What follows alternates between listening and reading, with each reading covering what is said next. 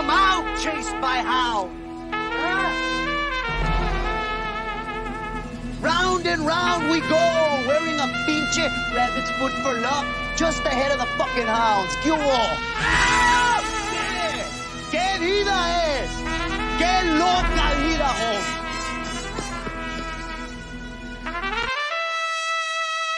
Como decimos en México, hay que dejarnos de mamadas. No hay que... Los cinturones aquí se hacen a un lado. Hay que pelear por honor y por gloria nada más. I invite him into the ring, and like we say in Mexico, we don't fuck around. We don't fight for rings and stuff like that. I don't fear anyone. En este deporte no se viene a jugar y no le tengo miedo a nadie. We don't come to play in this sport. I fear no one in this sport.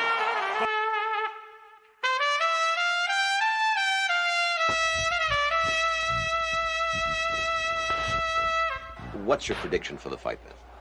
Prediction? Yes, prediction. Pain. Como decimos en México, hay que dejarnos de mamadas. We come out chased by hounds.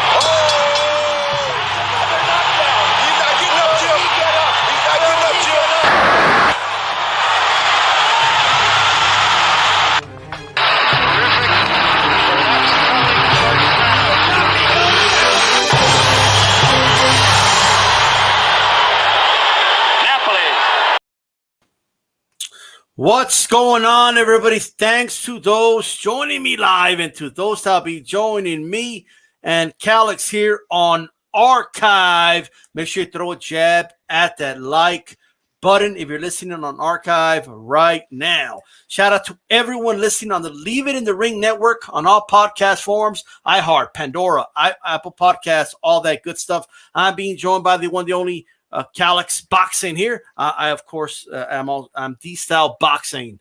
All right, hey man, how's it going, Calix? I am good. Finally coming off of a good fight weekend. Canelo. Yeah, absolutely. Saul Canelo Alvarez with a big win. We're gonna touch on that. Let's go to start with this weekend aftermath. Before I do that, I want to give a shout out to Milcar and shout out to the Leave It in the Ring family. Great show yesterday. Check them out on the Leave It in the Ring channel or, of course, on the Leave It in the Ring network on podcast form as well. No Paul Boxianos, Raider LA Boxing, Run PMC, and Chicano Prophet, Bruce Goes, all you guys. And make sure you share this on all your social media platforms. Leave a comment here and let us know what you think. Shout out to A-Rod as well. Hey, Triple G started the week on Friday, right? But he fought. By the way, there's this great handyman here in El Paso. He's really good. You know what I mean? And for some reason, you know, he's a jack of all trades. And he told me, hey, I know boxing too. And I just saw him on the TV fight Gennady Golovkin. But, you know, he wasn't quite in Gennady Golovkin's level, even though Calix, although Gennady Golovkin clearly won, although he dominated, he knocked him down like 100 million times with jabs and everything, right? He doesn't quite look like the same Gennady Golovkin to me. I think his reflexes are doing a little bit. He looks a little slower, you know. But what were your thoughts, you know, on the performance and Gennady Golovkin in general there? It was funny. You sent me a text saying that Golovkin was fighting your plumber. So I think he's a little better than your plumber, the opponent, a little better than a normal Uber driver. But I thought the same. I thought Golovkin came out well, used the jab well, worked on some things. I'm kind of confused as to, I'm kind of in the middle. Was he just working on things, trying to get some rounds, or is that an excuse? Because I felt like, much like when we'll talk about the Canelo fight later, I felt like he could have got him out of there earlier. I felt like he could have sat on his punches more and got this guy out of there, because that's a guy Golovkin in his prime gets out of the ring in 3 to 4 rounds, four tops, right? I mean, he just overwhelms the guy on top of him, had good footwork, standing on top of his opponents, and gets the guys out of there, goes to the body, and goes back upstairs, and finishes the job earlier. It just felt like this dragged along. And I think the best way to recap this fight is this was your typical Golovkin, but it was your typical Golovkin stretched out further. It was your typical Golovkin, but a slower version. Like you said, the reflexes were a little bit slower. The killer instinct didn't seem to be there how it normally is. And maybe 38 years old look like 38 years old, man. I'm 39 years old when I get out of bed. I don't feel like I did when I was 29, unfortunately, even though I'm taking all the vitamins in the world that I could possibly take. But 38, man, once you get up to 38, you're a little bit slower. And it looked like that for Golovkin. But and we'll talk about this more in a bit because we're going to talk. I'm sure we're going to get to the whole Triple G Golovkin thing and will that happen in 2021? So I'll give my thoughts on that. But I've never been part of that groupthink that completely wrote Golovkin off after the second Canelo fight. I thought those guys through 24 rounds were pretty much what and what. I thought that Golovkin edged him out in the first fight, and I thought Canelo edged him out in the second fight, and Canelo fought a hell of a fight in that second fight and went in fifth gear. And Golovkin, to his credit, had Canelo, made Canelo go into fifth gear in that second fight, right? So he brought it out of him. But I've never been part of that groupthink that completely writes Golovkin off as not a top 10 pound-for-pound type fighter at this point. However, I do have my doubts after watching those two guys fight this weekend. And if what I think is coming in 2021, I'm pretty sure how that third fight would go, but more on that in a bit because I'm sure we'll get to that. Sure, of course. And you're right. This looked like Gennady Golovkin at 0.80 speed. You know what I mean? Like it wasn't quite Golovkin. I mean, enough to beat, Sharamita or whatever the dude's called. Okay. I mean, no offense to the guy, I can't pronounce the name, but Sharamita just couldn't compete with him, obviously. It looked like Golovkin, just his skill alone was enough to beat him. He didn't need all these extra attributes. And, I see Boxing Dialogue in the chat saying he looked to be working on his defense and getting in some rounds. I mean, I hear you, but I don't know, man. He was still getting hit by shots that, in my opinion, he shouldn't have been getting hit with. Just go ahead. Yeah, to touch on that real quick, I think Golovkin does this thing where if he doesn't respect somebody's power, I don't think he works on defense at all, to be quite honest. He just forgets head movement and just walks face first into – and I think he did the same thing in several fights in the past years. Kell Brook, one of them. I think a lot of people were making a lot out of Kell Brook catching Golovkin with a lot of shots. I thought it was because Golovkin did not respect his power at all, which is going in for the knockout. I don't know. I didn't see him really working on the defense. That's why I lean towards more that this was more of a worn down Golovkin, more of the Golovkin that we're going to see in these next 3 or 4 fights as he carries out this contract. We're going to see a guy who gets hit a lot more, and it may be even more exciting than the earlier Golovkin because he's going to have to dig into a repertoire that we haven't seen before because he's going to have to dig deep to win these fights that they're going to line up for him, a Canelo fight or these other fights that they're trying to line up for him at 160. These are tough fights for a 38-year-old Golovkin.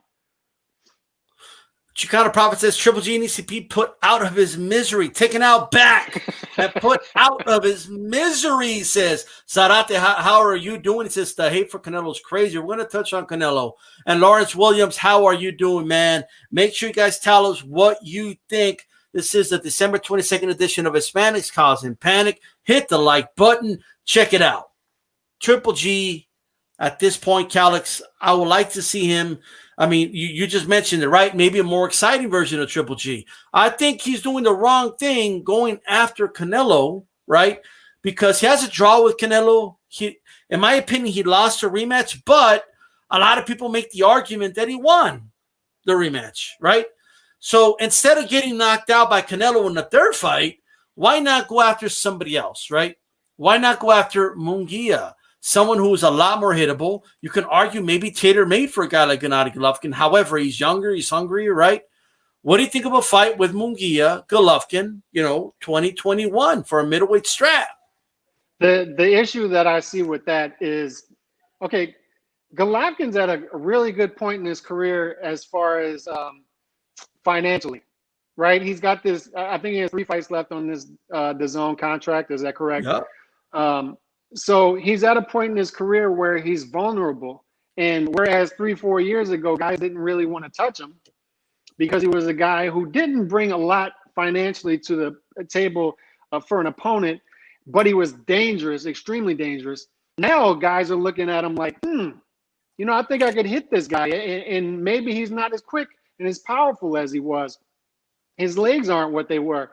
So I'm willing to take a chance against a guy who's a little more vulnerable and offers more financially. So you're going to have a lot of middleweights licking their chops at him. The reason, if I'm Golovkin, I go after Canelo is I think, as the first 2 fights proved, stylistically, he matches up with Canelo.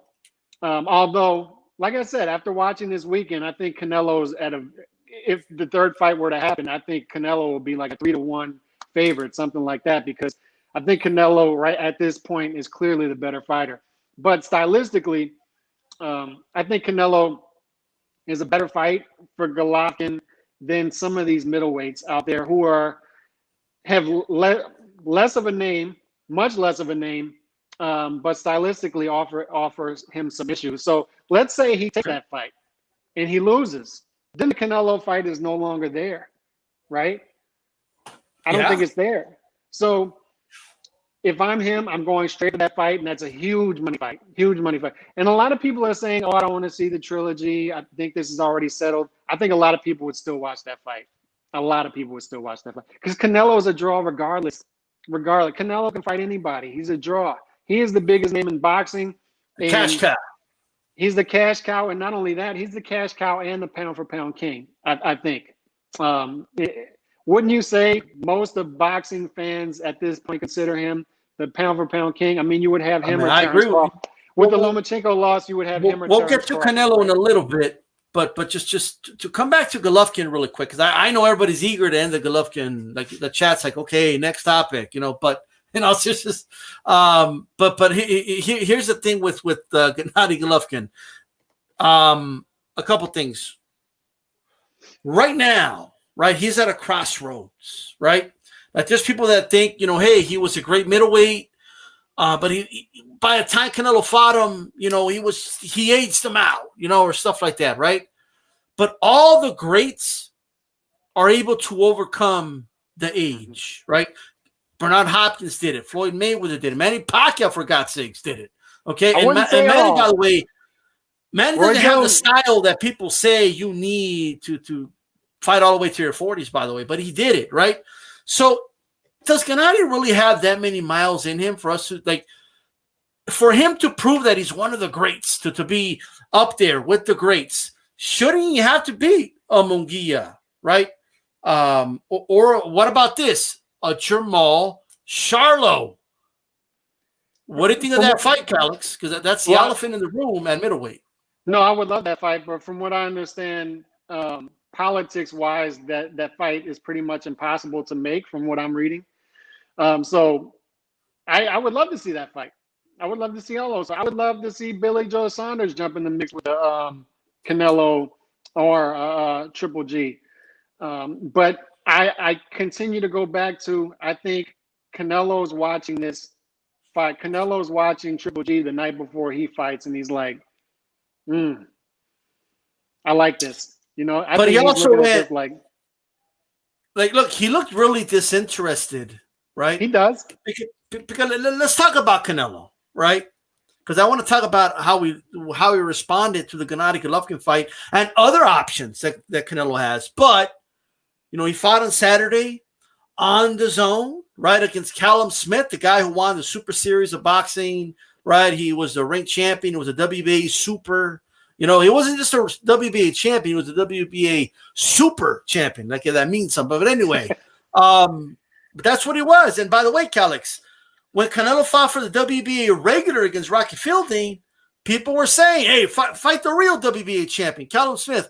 Well, he just did that, right? And Callum Smith, by the way, showed a lot of heart, had a tear on his bicep, and I didn't even know that, right? Although he was looking at the clock in the last 2 rounds, he was trying to survive.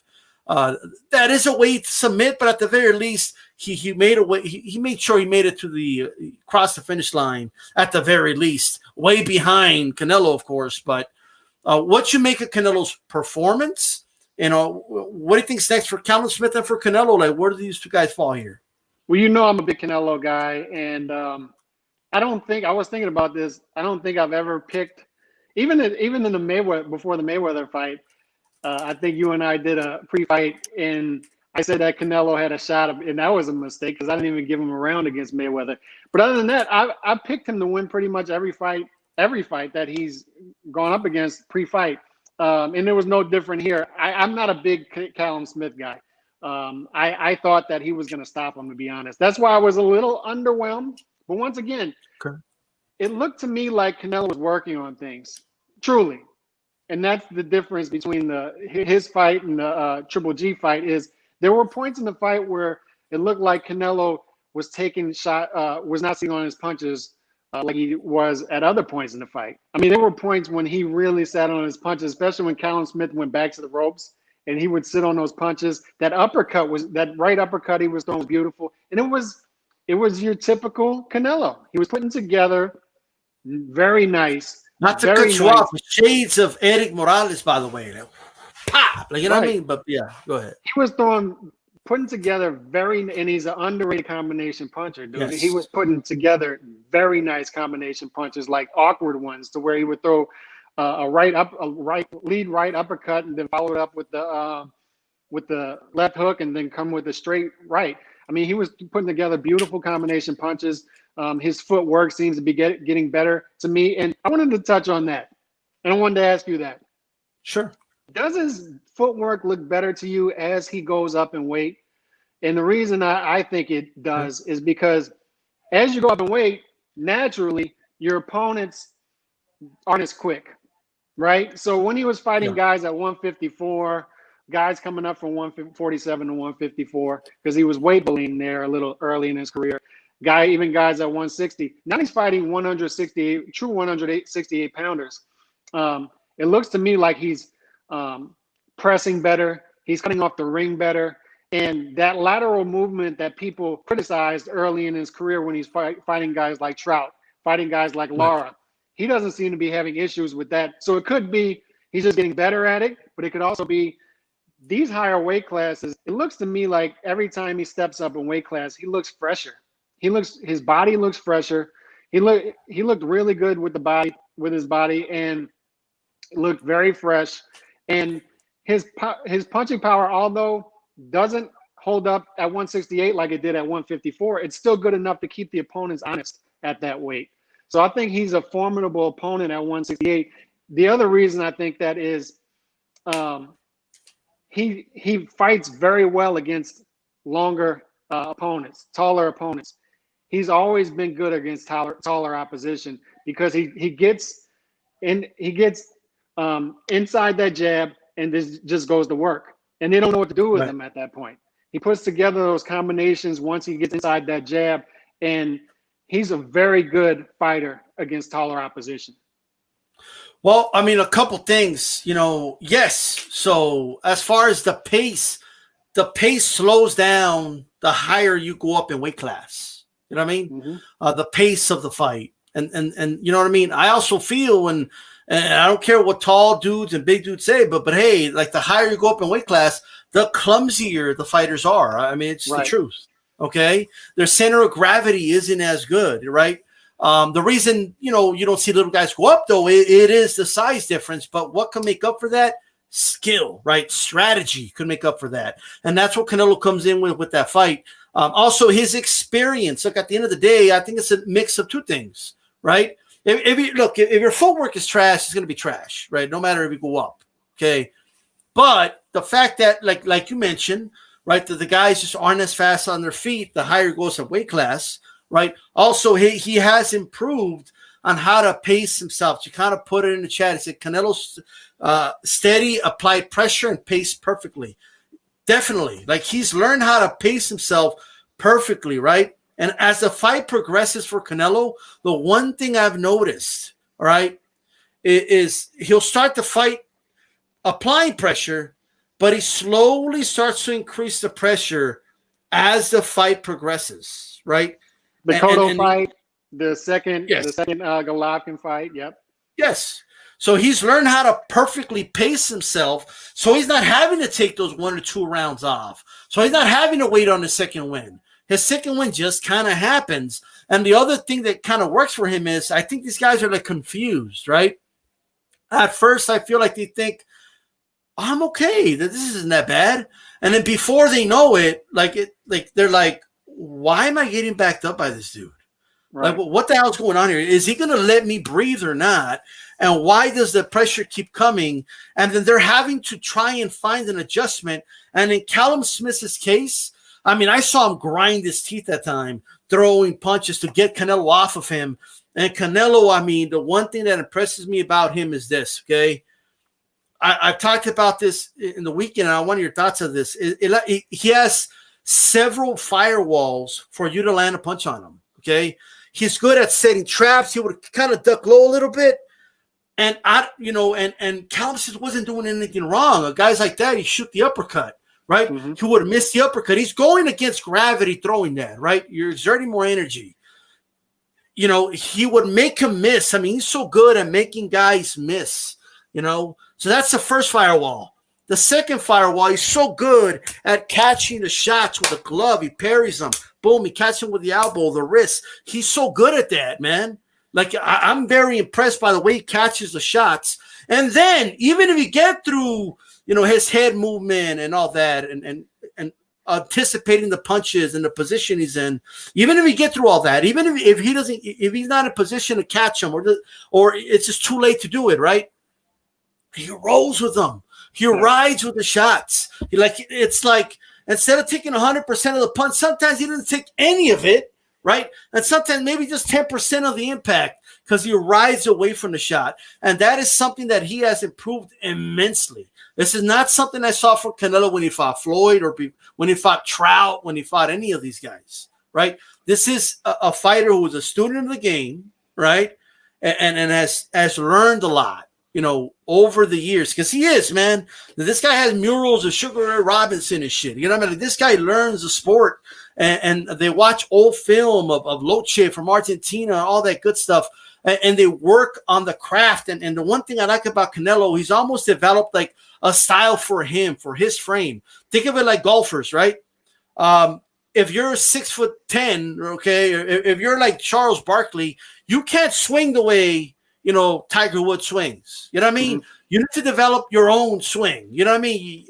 That goes with your body. And Canelo, he's almost figured out, and he looks so fluid in there, his positioning, his stance, how to generate the perfect amount of power, and all that. And also a master of turning advantages, what boxing fans call advantages, to disadvantages. Because that long jab, the long arms are not an advantage when the dude's right here.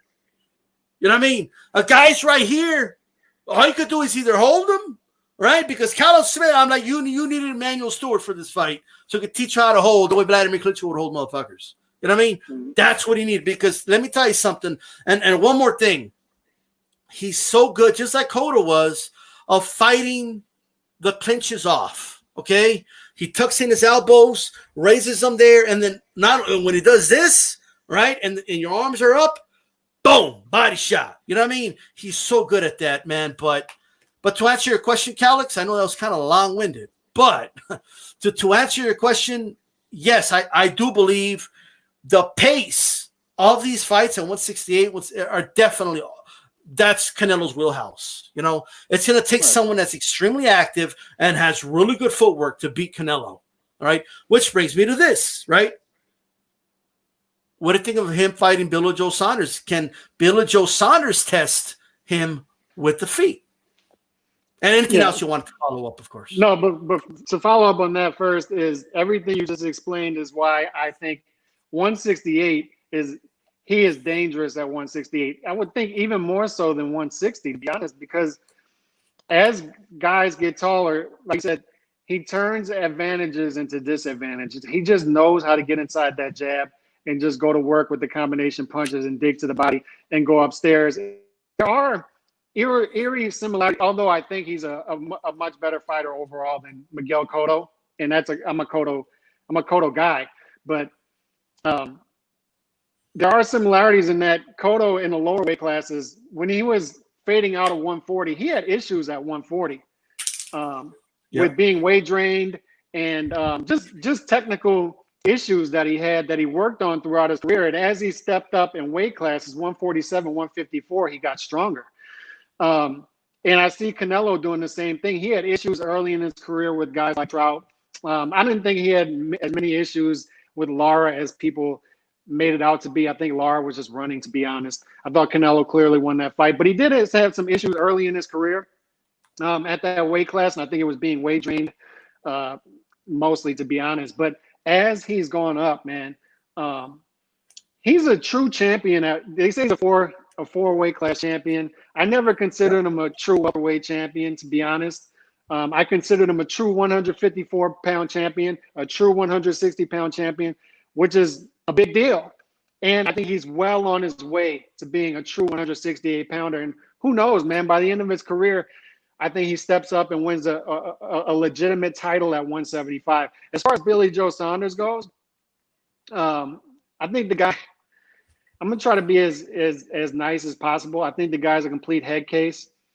Extremely talented fighter.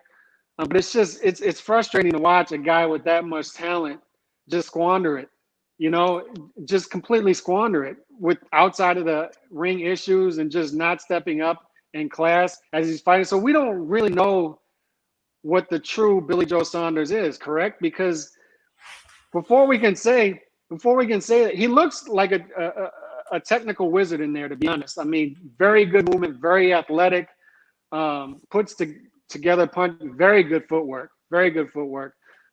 It all seems to be there except for the power. But I just think the guy's a head case. And when you're talking about stepping up and fighting a Canelo, a guy who, like we just said, will turn your advantages to disadvantages, you can't be a head case. You can't. And Canelo's not going to let the guy get in his head with the pre-fight antics. And he's going to walk him down and walk him down and walk him down and cut off the ring. And I just don't see a Billy Joe Saunders being able to keep him off of him with that lack of power. And I don't see him being able to win 7 rounds just off of how he normally does it, right? Just outboxing guys, boxing guys' ears off. I don't think he can be able to do that against a pressure fighter like Canelo, who will get inside that jab and tear him apart. Yeah. Well, let me say this about the Billy Joe Saunders fight, right? I mean, if you look at it, right, Billy Joe, this would be the classic like wrestling heel versus face. Like all bullshit aside, okay? Billy Joe Saunders pays dudes to hit homeless people. Does a video saying this is how you could hit your wife. I mean, who does this, right? That's horrible, bro. And then, he's arrogant and all that stuff on top of it. Canelo, right, donates money to kids with cancer. He gives money to the poor in Mexico. He's a well-spoken guy. He never curses. He stays out of trouble. I mean, it's the promotion for this sells itself. I mean, all you got to do is put the antics of Billy Joe out there, and it's a fight that they can actually sell, in all honesty. They're like, hey, I want to see Canelo punish this dude. You know what I mean? You were talking about hitting your wife, hit Canelo. Give it a shot, But not only that, the style, right? And I think that's the question people have. Like, if you remember, Pacquiao for a moment was looking dominant at 147, and a lot of us were even like kind of shunning the thought of him fighting Marcus again. He's past that, like, you know what I mean? But some people keep saying, like Joel B, for example, right? Hey, that style could still give Pacquiao problems, all right? It's not a size thing, it's a style thing. Maybe the style of Billy Joe Saunders can give Canelo problems, but we will see. You know what I mean? I don't think he moves as good as a prime Lara, but I'd love to see the fight. But the issue with it too is you got to trust the guy to go through the whole promotion and actually get in the ring without getting arrested or whatever it is that this guy does outside the ring, because he just cannot get his career on track. It just seems like problem after problem. Yeah, a lot of people don't think he has a shot against Canelo, and it looks like he is pricing himself out. I mean, Canelo's offering these guys $4 or $5 million, and they're turning down these fights. I mean, it's dude. Not even Mayweather was giving $15 million paydays. Like, I don't know what people are expecting. Okay, you're not Kovalev. Okay, Kovalev got a $12 million payday. It doesn't mean you're gonna get it too. You know what I mean? Like, at the end of the day, like, they can't just be throwing money away and all that. Okay, but now look, Canelo, he's out of the DAZN exclusive contract. He worked with the DAZN for this fight, but it wasn't with Golden Boy. He actually worked with Matchroom, right?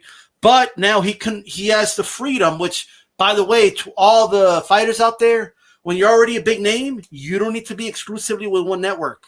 Okay, be Crawford. Don't sign an exclusive contract with Top Rank again. Okay, nope. It doesn't mean you can never work with Top Rank again. It just means don't be exclusive with them. That's all. So Canelo, what are your thoughts on that, Calix? Because I know it's like it happened a while ago, but I haven't really heard your thoughts on that. Canelo now has his freedom. Okay, he's out of Golden Boy, right? He obviously still worked with the DAZN, but now he can work with PBC. He can work with ESPN. Well, what are your thoughts on that?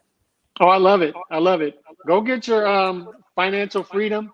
Do one fight deals. It's like the NBA players figured out 5-10 years ago. Do smaller contract, 3-year deals instead of 5-year deals, 6-year deals. Do 3-year deals. All right, and then 2 years down the line, you can opt out of the 3rd year, or you can sign a bigger extension for another 2 or 3 years.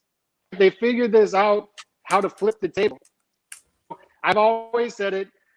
Fighters, I don't understand why they sign these long-term deals with promoters. Also, I don't understand why they fight for meaningless belts either. You know why? If a Manny Pacquiao already has a belt at 147, why continue paying sanctioning fees? All right, we're at the point where belts don't give significance anymore. Fighters give the belt significance. Unless you're a middle-of-the-road fighter, why fight for a belt and pay sanctioning fees at 147? Like, say if you're a Pacquiao, yeah, or if you're Canelo and you have 3 or 4 belts at middleweight. Unless you're unifying and trying to keep all the belts together, why do it? All right, so I'm getting off topic there, but I love the fight. I love that deal. I love that deal. One fight at a time. Take your power, man. Take your power, own it, and become your boss, much like Mayweather did. Mayweather showed him the blueprint. No need to stay with a Bob Arum or anybody else if you don't have to. Work with whoever you want to work with, fight by fight, especially if you're Terrence Crawford, which I don't know the specifics about his contract. I don't know if he's up. I don't know if he's coming up. But especially if you have everybody else in your weight class at the top is on the other side of the street, PBC. Why sign another long-term deal with the other side of the street and Bob Arum? And I don't have anything against Bob Arum as opposed to other promoters. I think they're all a necessary evil.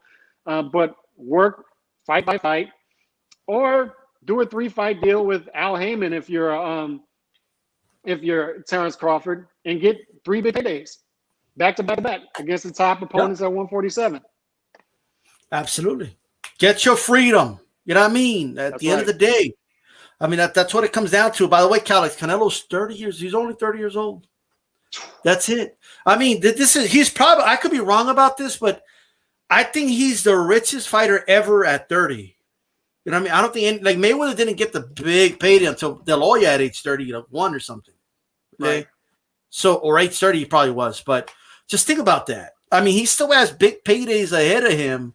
And bigger ones, in my opinion, because now he has that flexibility and he has the power to say, hey, get this fight done, or I'll find somebody that will. You know what I mean? You know what the beautiful thing about that is he's 30, but he has about 15 years of experience, and it doesn't seem to have wear and tear on him. You know? Well, he didn't have a big amateur career, right? So like a good amount of the years, right, from like age 15 to 21 or so, that was like his amateur career, right? I mean, it was, but a lot of these Mexican fighters who start off in their teenage years, you know, they're not pampered early by any means, right? Yes. So I mean, it's not Although like Mr. Boxing Today has a point, by the way. Tyson definitely made more by the age of 30 than Canelo. But, fair point. Yeah, there you go.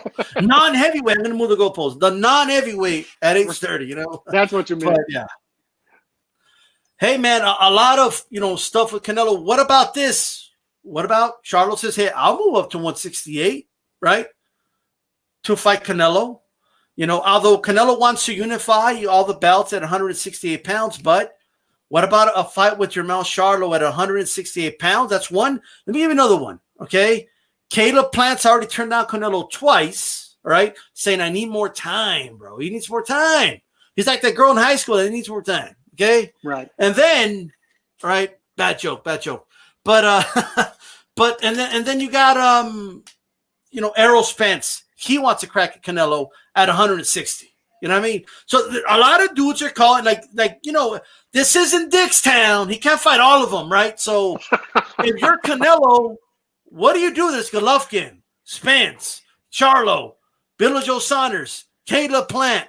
And by the way, Calix, no matter who he picks, a segment of boxing fans are going to say, oh, you're ducking my guy. You know what I mean? So he can't do anything. Like, no matter who he fights, unless he does a Dickstown style, like line them all up, which isn't going to happen, obviously. For those not familiar with Dickstown, watch that movie. I like that movie, right? Mm-hmm. But what are your thoughts on those three fights? Charlo, Spence, Plant. Charlo, Spence, Plant. I'm going to stick with my guns and say I still believe the Triple G fight. Just for the record, I still think that fight's going to happen next. But Spence is a weird one to me because I just want to see him. If you want to be the welterweight champ, I want to see him at that weight. And there's the elephant in the room at that weight, right? He seems to be pricing himself out. What did he say? 70-30 over the weekend for Terrence Crawford? Like, what is that? I think 60-40. Well, here's what's happening, Calix. Crawford's asking for 50-50. Spence is asking for 70-30, right? So where are they going to end up? 64. You know what I mean? That's negotiations, in my opinion. But yeah, I just don't see the fight happening, and that's the fight we want to see happen. But let's say Canelo versus Errol Spence were to happen at 160. I just see that happening badly for Errol Spence. I don't see him being competitive, to be honest. And I like Errol Spence. It was good to see him in his last fight against Danny Garcia look good because I was really worried about the car accident. I really was. And when we talked about that fight a couple months ago, I said, I don't see Danny Garcia being competitive at all. But the more I read up on that accident, the more I saw him leading up to the fight, it looked like there was a chance that he would never be that Errol Spence again. So it was good to see that he was. That being said, there's a ceiling there as far as weight and talent, correct? So right. I think Errol Spence could step up to middleweight and beat some middleweight champions, but some top 5 guys at middleweight. But Canelo's a different beast, man. We've already seen a guy who could step up to 168 and look good there against a champion at 168. We already seen a guy who can beat legitimate champions at 160 and be the legit champion at 160. So I just don't see Errol Spence jumping that shark and being competitive. I don't think that fight would be competitive at all, to be quite honest. It's not a fight that gets me excited, but it is a big money fight, right? It's a fight that would sell out. Let's say that everything goes back to normal. It's probably the biggest money fight of them all, whether we like it or not. Right. So it's a fight that could happen if Errol Spence really wants it. But once again, will Errol Spence price himself out of that fight like some of these other guys would? I like the fact that he's interested. I like the fact that he wants to do great things. I would rather see Terrence Crawford versus Errol Spence, though, from a boxing fan standpoint. I would. But I understand the monetary part of it, and that fight could happen. I just don't see it being competitive. I think Spence is doing it to show Crawford, look, I have other options, right? He could be. I think that's why he's doing it. He could be, or he could really want the fight. He could really want that big money fight. He could see the dollar signs.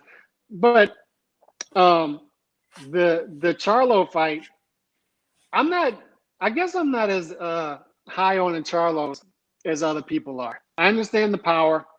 They have technical ability.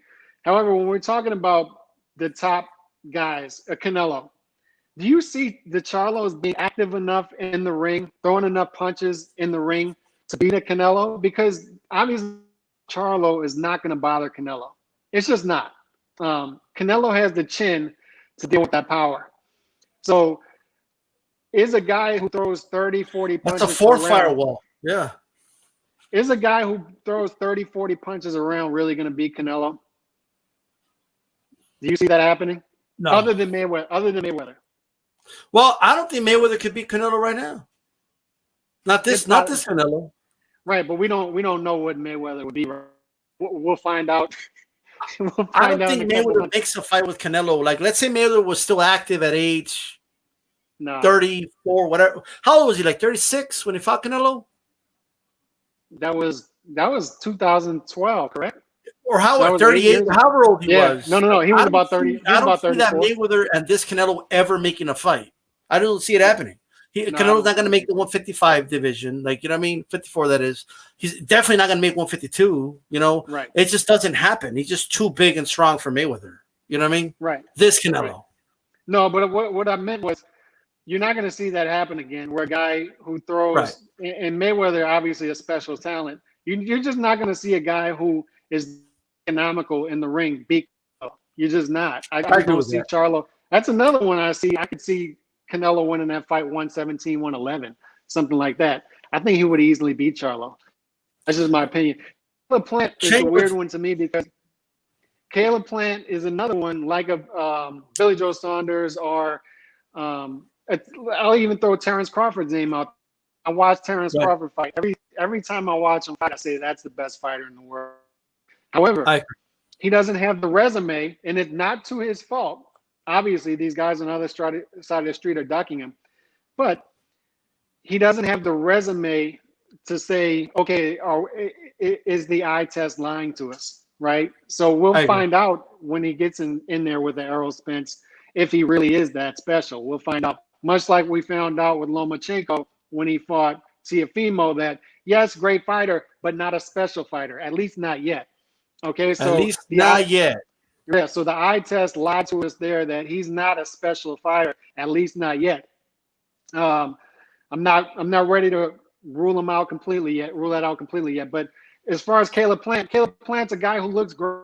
We need to see him in there with somebody, right? And the fact that he's saying, "Oh, I need a little more time," I don't like that. But that's another fight that can slowly build into a big fight, right? Because Caleb Plant is another guy who has a exciting style.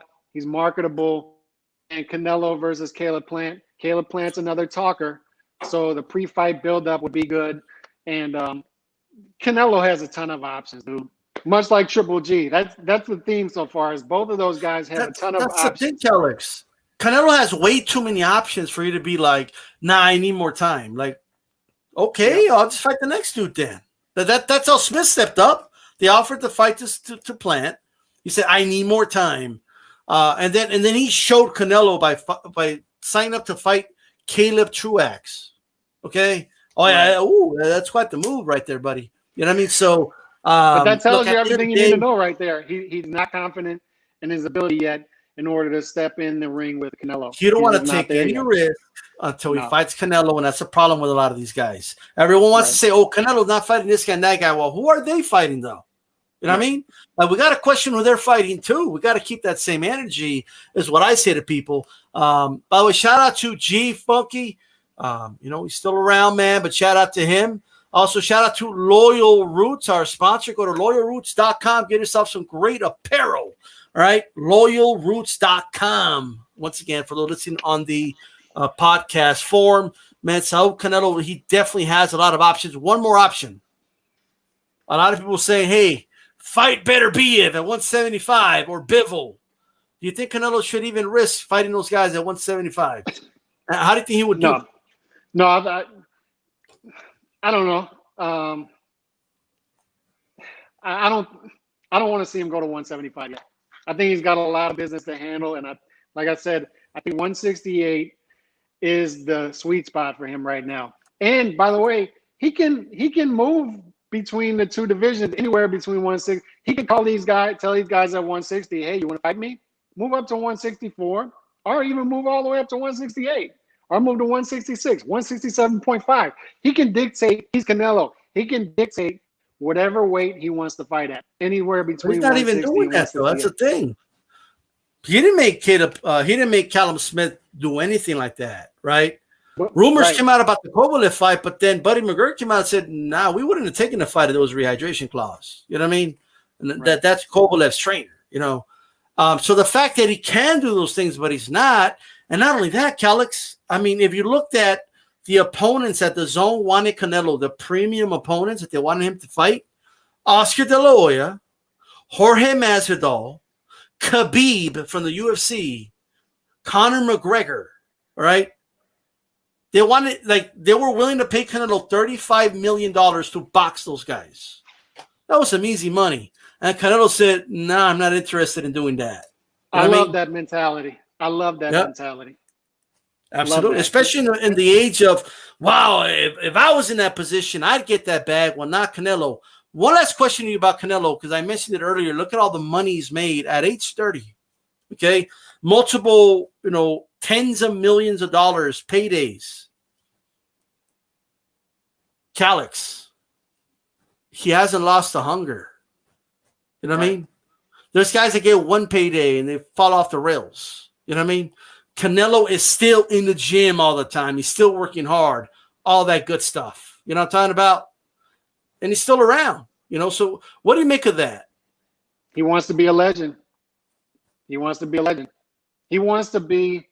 his eye on, I want to be the best fighter of my generation. Now, whether his ceiling allows that, I don't know. I don't know if he's going to be in that conversation when it's all said and done. He'll be in the conversation, but will we be able to say he's better than a Roy Jones or Floyd Mayweather or Manny Pacquiao? I don't know, but he wants it. He wants it, right? He wants it. He wants it. And that's what all that stuff tells you. The fact that he's in the gym all the time, the fact that he's willing to turn down $30 million to fight Conor McGregor. He doesn't have time for the nonsense, man. He has a vision. He has tunnel vision. He wants to be great. And he wants to do it and get paid as well. All right. That's what the contract disputes are about. But he wants to call the shots. He wants to say who I'm fighting because he has a vision on what he needs to do to get to the point where he's considered the greatest or one of the greatest of his generation. He wants to be in one of those Burt Sugar books where they say top 100 fighters of all time. He wants to be considered with those guys. And you love to see that in boxing, especially in today's age when guys just aren't willing to go there. He is. Mad respect, man. Mad respect. Yeah, absolutely. Shout out to Mr. Boxing Today, too. He says Spencer's a damn good fighter and has a loyal fan base and hometown following that show up to his fights. But I don't see this pay-per-view mega star, super-duper A-side guy. Why he's not the super-duper A-side guy now? Yeah, somebody was talking about that earlier. He is a great draw in Dallas, and that's a place to fight out of, right? Anywhere in Texas is a great place to fight out of, and that's why Spence versus Canelo would be a mega fight, as both of those guys have a huge fan base in Texas. So that could sell well in Dallas, that could sell well in San Antonio, that could sell well in Houston, any of those places. But I did see somebody bring up that same claim online earlier. Is people talk about Errol Spence and how he clearly deserves more money than Terrence Crawford. But if you look at his pay-per-view numbers, they're not that much to brag about, right? I mean, 250, 300,000. Especially now when an old Mike Tyson, Roy Jones at 1.2 million. Is that what it did? 1.2? 1.2 to 1.5 million, yes. Whew. Yeah. Tyson, by the way, just not to cut you off, but Mike Tyson is the pay-per-view king of 2020 in boxing. Hey, facts are facts. You know what I mean? What do you want me to say? Who gets the most credit for that card? Because a lot of people were giving a lot of credit to the guys on the undercard, these celebrities that I don't know. Got to give it to the main event, though, right? I would think so too, because that's most people. The Nate Robinson knockout in the main event is what most people were talking about. Yeah, Nate Robinson got knocked out. Okay, yeah, that was ugly. That's when people that only watch basketball were like, "Yeah, getting dunked on isn't that bad." You know, I think getting knocked the fuck out is a little worse. You know what I mean? You know what's funny about that though is basketball, and we always brag about that. Me and Hale always make fun of basketball players for that because we both have a basketball background. Is basketball players are historically bad fighters. All right, so you have some basketball players who can fight. I know Mr. Boxing Today. He's on the chat. He's a guy I've seen him hit the heavy bag. He's a good. He seems to have it together. He's done some sparring, and he's a basketball player. So he may be the exception, but he can tell you as well, I'm sure, that a lot of basketball players, they do a push or they try to throw one little elbow or something, and they wait for a breakup. They wait for the fight to be broken up. You see a lot of these basketball fights. Unless you're meta world peace, unless you're that guy. And then you're looking for, you know what I mean? Didn't he find like 4 fans or something like that? Him and Jermaine O'Neal, yeah. So I just don't understand what Nate Robinson was thinking about here. Maybe they threw him some money. I don't know, but it could have only ended up bad for some of these guys. It's not a move. All you have to do, bro. All you have to do was, I don't know who was, somebody gassed him up. I don't know who, okay? But all you have to do, he's friends with Mayweather, right? Go to the Mayweather gym, have you spar somebody, and they will tell you in a minute they'll know. You know what I mean? Yeah, bro, I don't know what you're doing in the ring, or you need more practice, dude. You know what I mean? Because you ain't like a pro will know right away. Like, you know what I mean? They'll know right away. Like, they'll throw a feint at you and see what you do. They'll know. That's the sad part is a lot of people lied to him for him to be able to get to that point. He went through a lot of people saw him training, and maybe you look good in training, but once you get in sparring and then you know who the opponent is and you know that guy has some experience in the ring already, a lot of people lied to him. And I think maybe he thought this was going to be some innocent thing. I don't know. I don't know the buildup of the fight, but he made a mistake of going for it and selling out and himself wide open, and that was ugly. Now, I do want to go ahead and do. I think this is like the 1,000, like 400, and like edition of a Belts Gone Wild. You guys are listening to the December 22nd edition of Hispanics. Causin. Panic, share this video on all your social media platform. And by the way, shout out to everybody listening on the Leave It in the Ring Network on podcast form, whether it's iHeart, Pandora, Apple Podcasts, Stitcher, Blog Talk Radio, you name it. Calix. You see the image there, but I first want to ask you that I'm going to go over what it is. So, look, Mauricio Suleiman was the son, obviously, of Jose Suleiman. I mean, he wants to outdo his dad. I mean, I think a lot of this has a lot to do with that or something. Oh, you think my dad? He started the intrams and the diamonds. Oh, just wait till I get a hold of these belts. You know what I mean? So he started Bridgerweight. I will do Bridgerweight for the in-between champions, between cruiser and heavyweights, because the heavyweights are too big, right? Now, granted, they actually hired a professional boxer in Tony Bellew, right, who must be a disgruntled former heavyweight because, he's the one that really pushed for this and campaigned for this, and we need a weight class between, cruiserweight and heavyweight, yada, yada, yada. These guys are too big. No doubt about it. Little man syndrome from Tony Bellew. There's no doubt in my mind. But that aside, okay?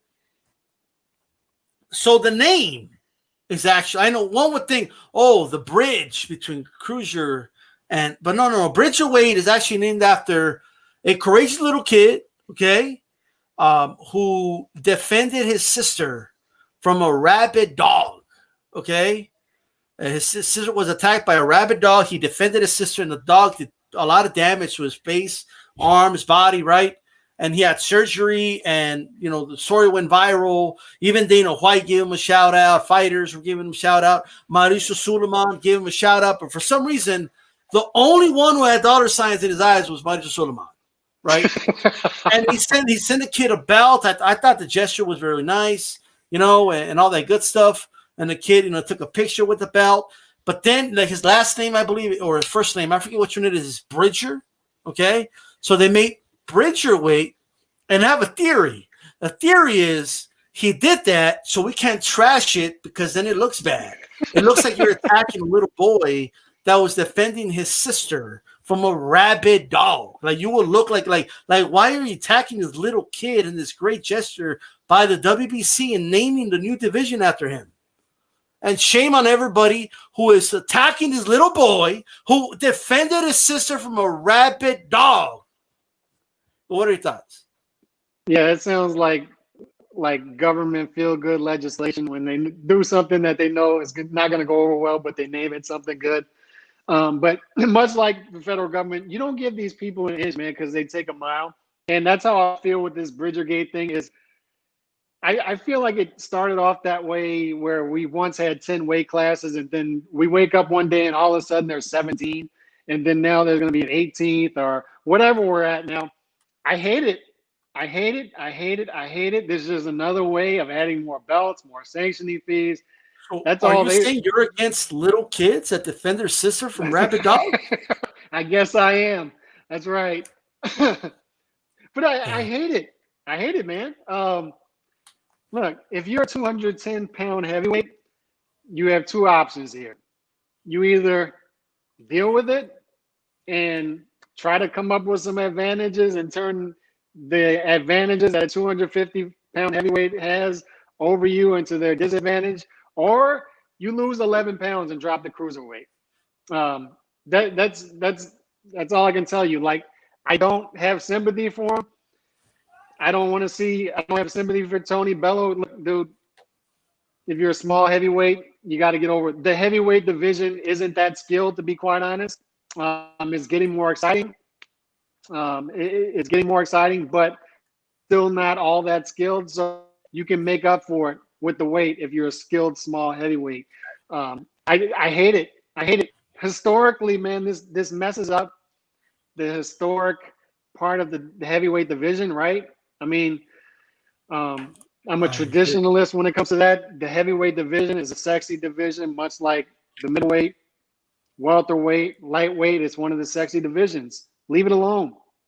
Leave it alone. You got featherweight, you got lightweight, you got welterweight, you got middleweight, you got heavyweight. Leave it alone. Now, the argument could be, oh, yeah, we didn't mess up the middleweight division by adding a super middleweight, or a light middleweight. The argument could be that maybe you did. Maybe you did. I don't know. The middleweight division may have been a lot more exciting had we not added all those divisions. But I'm just not a fan. I'm not a fan. Keep the heavyweight division how it is. Keep it the way it is. Bridgerweight, what is this? What is this?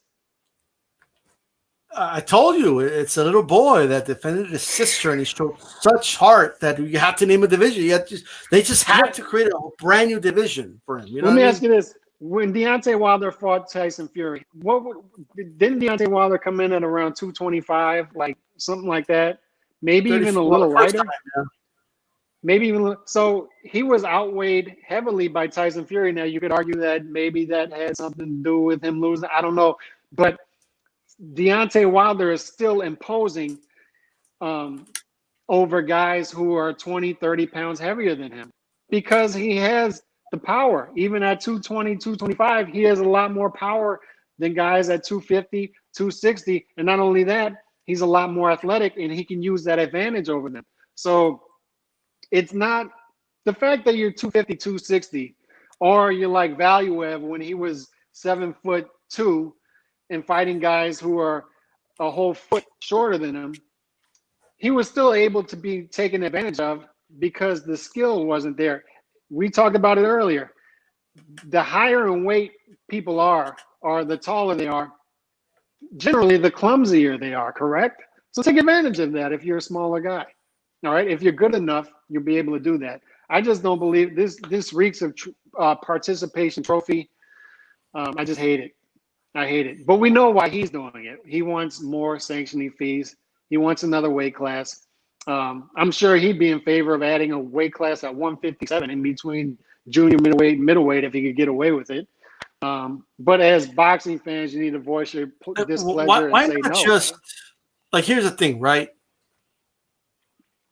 If you're going to add a weight class, in my opinion, and I'm not even saying they should, but if you were going to add one, they should have done one like at 185, 190. Okay? If you're going to add one. The UFC has a weight class there. Anderson Silva was a champion there. You know, Adesanya, however you pronounce it, is there now. I think there's something for that size because I think there's a big gap between 175 and 200. Now, if they don't do it, I'm okay with it. Like, it's whatever because we already have a lot of divisions, right?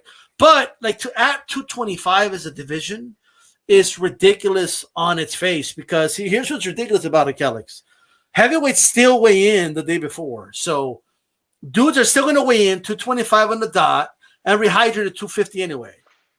Mm-hmm. So the guys at 210 is still going to fight a dude that weighs 250 pounds. It's still going to be a thing. Like, you're not going to fit the guy, the cruiserweight that can't make 200 anymore, right? Like, he can't make the weight anymore. I got to fight heavy. Okay, I'm going to fight Bridgerweight. Oh, but no problem because there's a weight limit now. They're still going to weigh 225 and rehydrate at 250 anyway. So it's not really resolving anything. It sounds so weird, Bridgerweight. Just when you said it, I'm going to fight. Well, are you saying, Calix, that kids that defend their sisters from rabid dogs are weird? Because you're attacking a little kid, dude had scars and everything. You're attacking the kid. And I honestly, I think that's what the name was about. I'm not even for the whole 185 thing either because I don't think there's a need for it. But I understand what you're saying. If you're going to add one, at least add it to where you're not messing up the aura of the heavyweight division. Because if you add one between 220 and 220, you're kind of messing with the aura of it. What was the heavyweight? What was the heavyweight? I mean, back in the day, what was the heavyweight limit? Was it 175 back in the day? There was no limit. Heavyweights never had a limit. But I'm saying if you fought at middleweight. Well, light heavyweight. The reason light heavyweight's that name because that was light heavyweight. So okay, anything above that was heavyweight. You know what I mean? Yeah, because I know so later on they had a cruiserweight at 190, and then they moved cruiserweight to 200. You know what I mean? So, but look at Holyfield. Holyfield was a cruiserweight, and he was a small heavyweight, and he moved up. He's one of the best heavyweights of all time. Right. You know what I mean? Right. Like at the end of the day, Mike Tyson was a small heavyweight. Guess what? He was the undisputed champion. And Holyfield's one of the few great cruiserweights of all time because I feel like cruiserweight, it just feels like a barren division, right? It just feels like a desert cruiserweight. It's like, when's the last time? I mean, Usyk was a great weight, but he moved up to heavyweight because he's like Michael Hunter. Really, like, it's picking up a little bit. I mean, Michael Hunter was there. Like, everyone kind of brushed him aside, but look, Michael Hunter's doing okay at heavyweight now. You have that Bradis or whatever his name is. He's not that bad, you know. But they got some, you know what I mean? Now, originally, they were going to move cruiserweight back to 190 and keep 225, but they changed their mind. They kept that at 200. They probably realized a 200-pound champion could sue them for moving the weight on him. You know what I mean? Right. So that might be coming. The other sanctioning bodies, however, have not followed suit. I don't know if it's the name of the division or they're taking a moral stance. I don't know yet, but we're going to find out soon. They'll probably name it something else, like Bridgerweight. What the fuck is this? Right? Let me tell you something. Like, have you ever seen that meme of like where a ref whispers something to Belichick's ear, and then he goes like this? What? Like I feel like that's how I feel. Like it's called Bridgerweight. What? Like, you know, I think that's how I feel like. You know, it's like we're talking about Bridgerweight, y'all. Bridgerweight, right. Not heavyweight. Bridgerweight. Not heavyweight. You know, shout out to them. Look, man. Speaking of belts gone wild. So right now, the WBC is going to have a meeting, right, to discuss what to do about Canelo's franchise status at 160 pounds, right? He's the franchise champ. He's the Ric Flair of the division. You know what I mean? So they're going to have a meeting to discuss that. Like, what are we going to do about Canelo's? Like, I just don't understand. Like, Canelo's not fighting at that weight class anymore, okay? Shout out to the Shoe Shine. How you doing? All right? And Cruiserweight used to be 190. This is boxing out, like, absolutely. But what do you make of that? It's, like, bizarre. They're going to have a meeting about what to do about Canelo's franchise status at middleweight. I can't keep up anymore. Franchise, I don't even know where that fits in the hierarchy. But what I would say is Canelo is going to get away with anything, right? I mean, if I'm a sanctioning body, I try to keep him on the payroll, right? I mean, wouldn't you? So, I mean, I think there's going to be a meeting just to say they have some minutes. They have to log some minutes and say, hey, we had a meeting about this to keep other people happy. But Canelo's going to get away with whatever Canelo wants to get away with. He is the cash cow. He is arguably the pound-for-pound champ. So I don't think anything's going to come of this. But I don't know where the franchise belt is. I don't know what that means. It means whatever you want it to mean. That's apparently what it doesn't mean. You know what I mean? Like, it's just whatever it means. It just means you're elevated. You know what I mean? And we'll just make it up as we go because they're changing it. You know, and shout out to LT. Se saluda DSytle y toda mi raza. La raza. What's going on? Absolutely. Yeah, check it out. Okay. Speaking of belts, Mauricio Suleiman, you know, I mean, he made a belt for Tyson Jones. Okay. 2 belts, actually. Like, they made us believe they're fighting for a belt, and then they made us believe they had 3 judges, right? But they had 2 belts ready for them to pose with. And they both probably paid sanctioning fees. And your guy, Calix, Roy Jones, was asked by, you know, I believe by Joe Rogan, hey, what's with all these belts? And he said, I quote, I can't help myself. I love these belts. I want them on my trophy case. What's going on with Roy? I don't know. He can't help himself. Like, give me belts. If you put a belt on the line, I'll fight. Look, man, Roy's taken a lot of punches the past, what are we now, 2020? He's taken a lot of punches the past 17 years. And that's hard to believe. It's been 17 years since the Tarver and the Glenn Johnson back-to-back losses? 18 years? That's hard to believe, right? And he's taken some bad losses since then. So I think what out in Russia, yeah. I really think what it is, and it's sad to say, Roy's I think Roy's been knocked out in every continent except Antarctica. But if he shows up, a polar bear's going to show up. I'm going to knock you out, Roy. Showing up in my continent. Go ahead. But it's sad because this is a guy, especially here in the Gulf Coast, who people came up and he was invincible. He was invincible. 90s, early 2000s. A guy who stepped up to heavyweight and beat John Ruiz. But when I hear him talk still, it's a guy, this is stereotypical guy chasing ghosts. Just chasing ghosts. And that's what he's doing right now. He is not happy with how the past 17, he's not going to say it, but he's not happy with how the past 17, 18 years have gone. And he's going to try to make up for it in different ways. If he can add another belt to the trophy case, if he can say, hey, I went in there with Mike Tyson at however old he is now, even if it's an exhibition, that's something to add to a notch in his belt. But I really feel like if Mike Tyson would have sat on some of those punches, man, watching the fight, I couldn't help but think that Tyson was kind of pulling some punches a bit. Let me leave it at that. So Roy had some moments when he was looking good.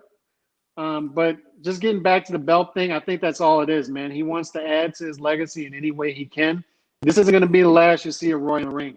Roy's going to be right back in there at some point. I think my prediction is in 2021. I don't know who it's going to be against.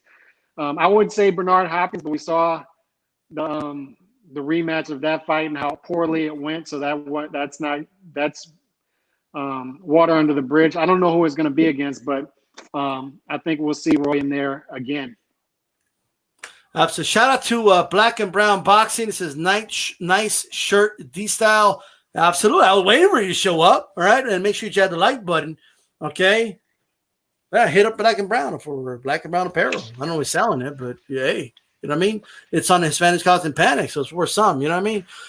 That's you got a profit laughing in the chat. Shout out to you, Al T. How's it going? A-Rod and the Shoe Shine on here. Check it out, man. Shoe Shine Boxing. Check them out on the Leave It in the Ring network. You listen on Pandora, iHeart, all that good stuff. Look,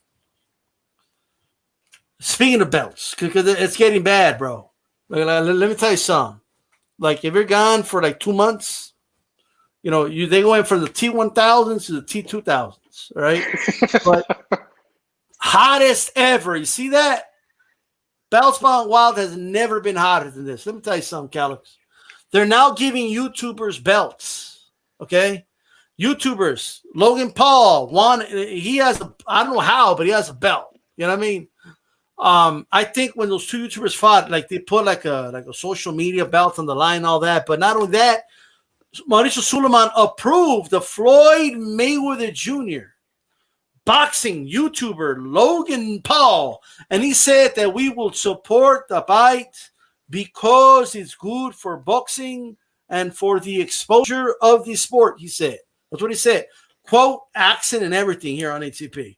Okay, but look, they're gonna put a belt in the line, man. Like, I don't know what they're gonna call it, but belts in the line for Floyd Mayweather versus Logan Paul exhibition. No, first of all, what do you think of Floyd Mayweather boxing a YouTuber, right? And what do you make of WBC wanting to be involved? Like, they're thirsty for money for sure. Belts count well. Well, Go ahead. I understand why WBC would want to be involved. They want the money, but am I reading that comment correctly that Jake Paul has a WBC belt? Yes, he has a belt for sure. Yeah, he fought for a belt in one of his last fights.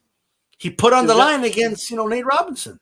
Is that the guy that knocked out? Because here's the issue with me. I'm very, as you know, we talked about this briefly off air. I'm very much a casual when it comes to these guys. I don't watch TV a lot. I'm not a celebrity guy, so I don't know who these guys. I still don't know who these guys are. I understand. I've seen the guy knock out Nate Robinson. I've seen the other guy. I think that's his brother, calling out Conor McGregor and throwing stuff at his trainer and stuff like that. All smart moves, dude. If you can make the money, go for it. I'm not knocking it, but I don't understand. I don't know who these guys are. I don't understand the celebrity of it. I saw Errol Spence, I believe it was. I think he was the one give the interview and saying he's troubled by it because he doesn't like the fact. Teofimo Lopez also said it. He doesn't like the fact that these guys are getting so much attention going into the boxing ring and getting more attention than actual boxers are. This is my rebuttal to that is, look, if you're a boxer and you're troubled by these guys getting this much attention and getting this much money to get into the ring, dude, you got to be active. You got to put fans in seats. You got to get knockouts. Boxers have created this vacuum for these guys to come in and make this money, correct? I mean, if boxing was as exciting as it used to be 10 years ago, 20 years ago, 30 years ago, there wouldn't be this market for these guys to come in. And we've always had some celebrity death matches and celebrity boxing events, but not like this, right? Not like this. And you could say it's possibly due to social media and the market we're in now. And I'm not totally against it. I'm not going to be a snob and say this is a clown show and all this stuff. But at the end of the day, this should be a sideshow to the real boxers, right? And the fact we live in a celebrity culture. We are. You know what I mean? That's what this is. But the fact that these guys are getting on the same playing field as far as attention and money as these big name boxers are, it just goes to show you that these boxers aren't behaving the way they need to be behaving in order to bring boxing to where it's supposed to be, right? So that would be my rebuttal to a guy like Errol Spence and Teofimo Lopez. Teofimo Lopez is one of the few fighters that during this, whatever we're calling it now, shutdown, pandemic, he's one of the few fighters who stepped up and said, hey, I have every excuse in the book to lay back, take an easy fight, but guess what? I want to be great. And he was one of the few fighters, if not the only, who stepped up and said, I want to be great. I'm going to do it. I'm not waiting around. I'm not waiting around for fans. I'm going to do it. A lot of fighters could have done that, and he was the only one to do it. So these fighters need to step up, man. If they have a problem with this, they need to step up. I don't have an issue. If there's a market for it, look, I'm all for capitalism. Take advantage of it. To add to your point, I mean, look, Ryan Garcia is doing YouTube video with models, like showing them how to throw punches or whatever. Like, you know what I mean? He's letting guys put that shit on them, and letting them see how many punches they could take to the body, and it's becoming like a thing now. Right. So shout out to him. Like, you know, he's basically talking his trash, and guess what? He's triple the amount of money that he originally was being paid by Golden Boy. You know, so as much as I criticize him for it, it's obviously worked. You know, getting his name out there. And by the way, really good friends with Jake Paul and Logan Paul and all these YouTubers and, you know, and all that stuff. You know what I mean? But yeah, and look, I'm all for these guys getting their money, but as a boxing fan, I want to see real fights. So that's why I give credit to a guy like Canelo, who turns down fights like this, puts his nose up at it and says, no, man, I want to be legendary. I want real fights. That's why I have the utmost respect for Teofimo Lopez for saying, look, man, I'm not waiting around till 2021 till this goes away, until it settles down. I want the fight now. And respect to those guys. Like, yeah, but what about the crowd? They'll be watching at home. How about that? Yeah. You know what I mean? Like, they're watching at home. By the way, 4 million viewers total on ESPN for that fight, right? Yeah. And here's the kicker, Calix. It wasn't like a college game ended and then the fight was right after that. No, boxing was on for 3 hours, okay? Right. And when that fight was about to start, like, the ratings doubled. That tells me those were people with intentions of wanting to watch Teofimo Lopez, Lomachenko. So shout out to Aram, ESPN, and everybody involved with that. They did a good job promoting that. And all. And for a lightweight title fight, that was pretty good. I mean, those were college numbers. You know what I mean? Yep. So college football numbers. Right. With that said, Jake Paul, the little brother of, like, Logan Paul is going to be boxing Floyd, right? He's like over 200 pounds, by the way, which it still shouldn't be an issue for Floyd. Like, he should go out there and make an example out of him and teach him this is why you don't play boxing. But something tells me he's going to carry him. It's just a feeling I have. And we're going to have a bunch of delusional little twits out here, okay, like my little cousins, believing, Calix, that Logan Paul is like up there with Floyd Mayweather. Yeah, which would not be good for the sport, obviously. Floyd better not carry him, man, because this guy's literally not a fighter of any form. Like, he's literally just a YouTuber. But can you just go out there in 30 seconds and knock him out, which Floyd is very much capable of doing? If Floyd could do whatever he wants with this guy. A 60-year-old Floyd could do whatever he wants with this guy. Look, man, pros versus Joe. Now, for some reason, YouTube won't let me post it. Like Spike TV doesn't even exist anymore. Right. Okay. But Viacom's on my ass for it. But Arturo Gatti, they lined up 3 dudes for him, like over 6 feet tall, and he like played around with them and knocked them all out in the first round. Yep, like a shark playing with a fish. He was just toying with him. He walked up to one of the guys. He literally just walked up to him and pop and just knocked him down. And then he was bobbing, weaving, like making him miss every punch. I'm like, damn. Arturo guy looks like Willie Pep in there. You know what I mean? Right. And this was an old retired Gotti. Like, if that was a prime Gotti, he would have killed him, right? But yes, Floyd should be able to handle Logan Paul with ease. But Jake Paul is playing with fire, bro.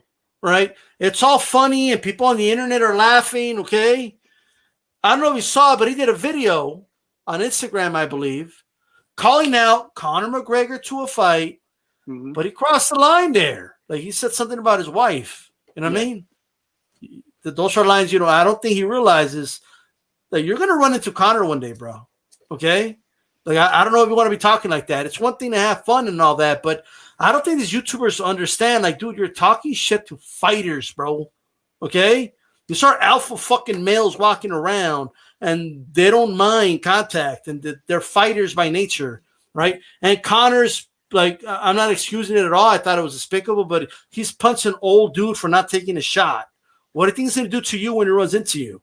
Okay, Right. he's look, you know what I mean? Like he went after a bus with a trolley and shit, right? So he's not capable of doing it, right? I mean, but he wants to box Conor McGregor, right?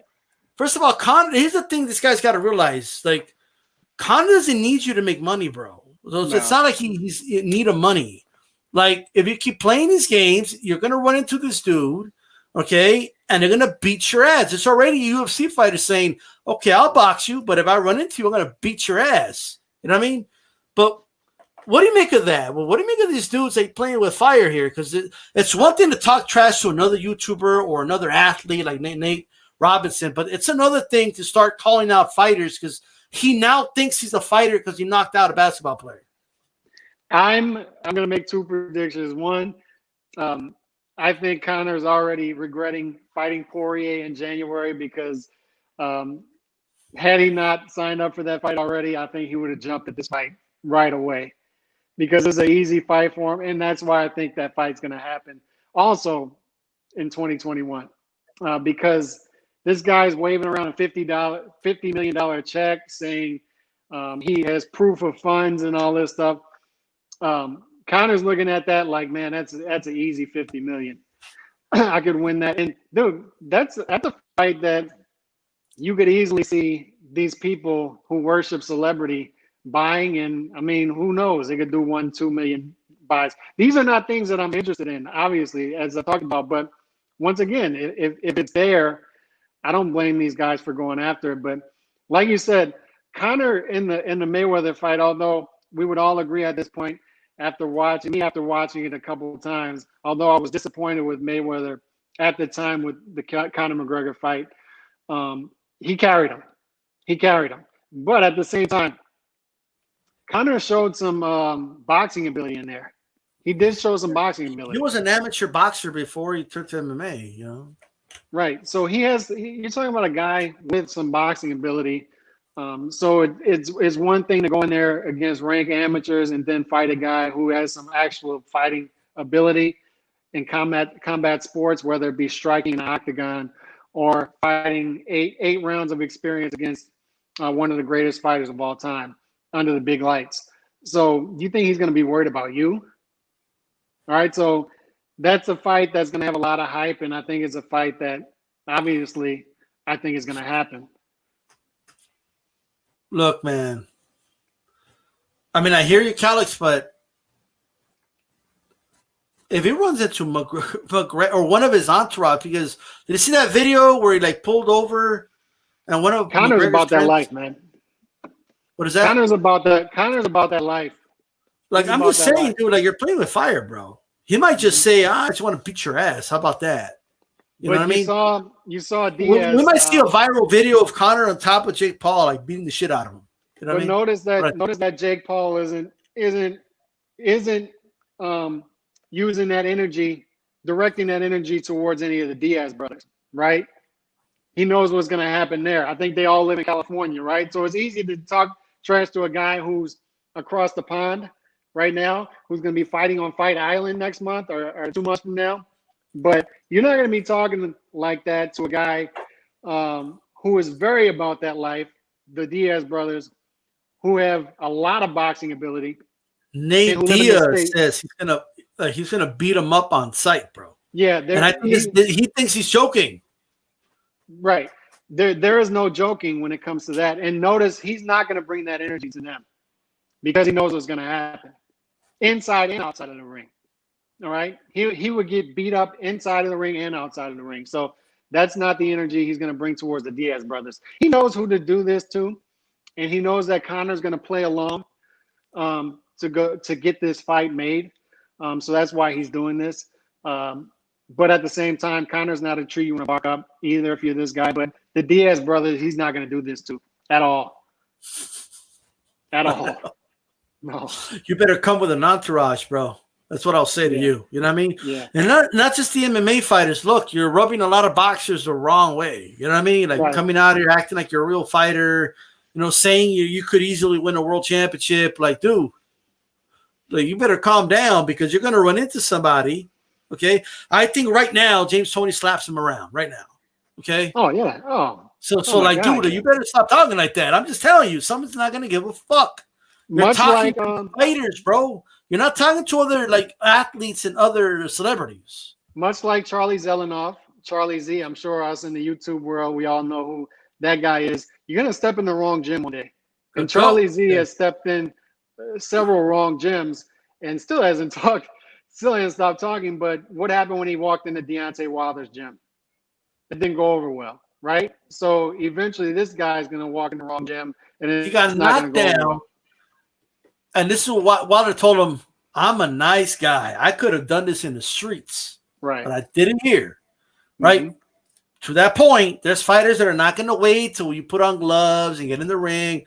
There's fighters that are not going to do that, man. These are fighters by nature, right? So people got to be really careful how you talk about these fighters, okay? Especially if you're well known and people know who you are. Like, you know, they're going to literally pull up on you, right? You're not that hard to find, dude. Like, you're very well known. You're going to be shooting a YouTube video one day and get punched in the face, right?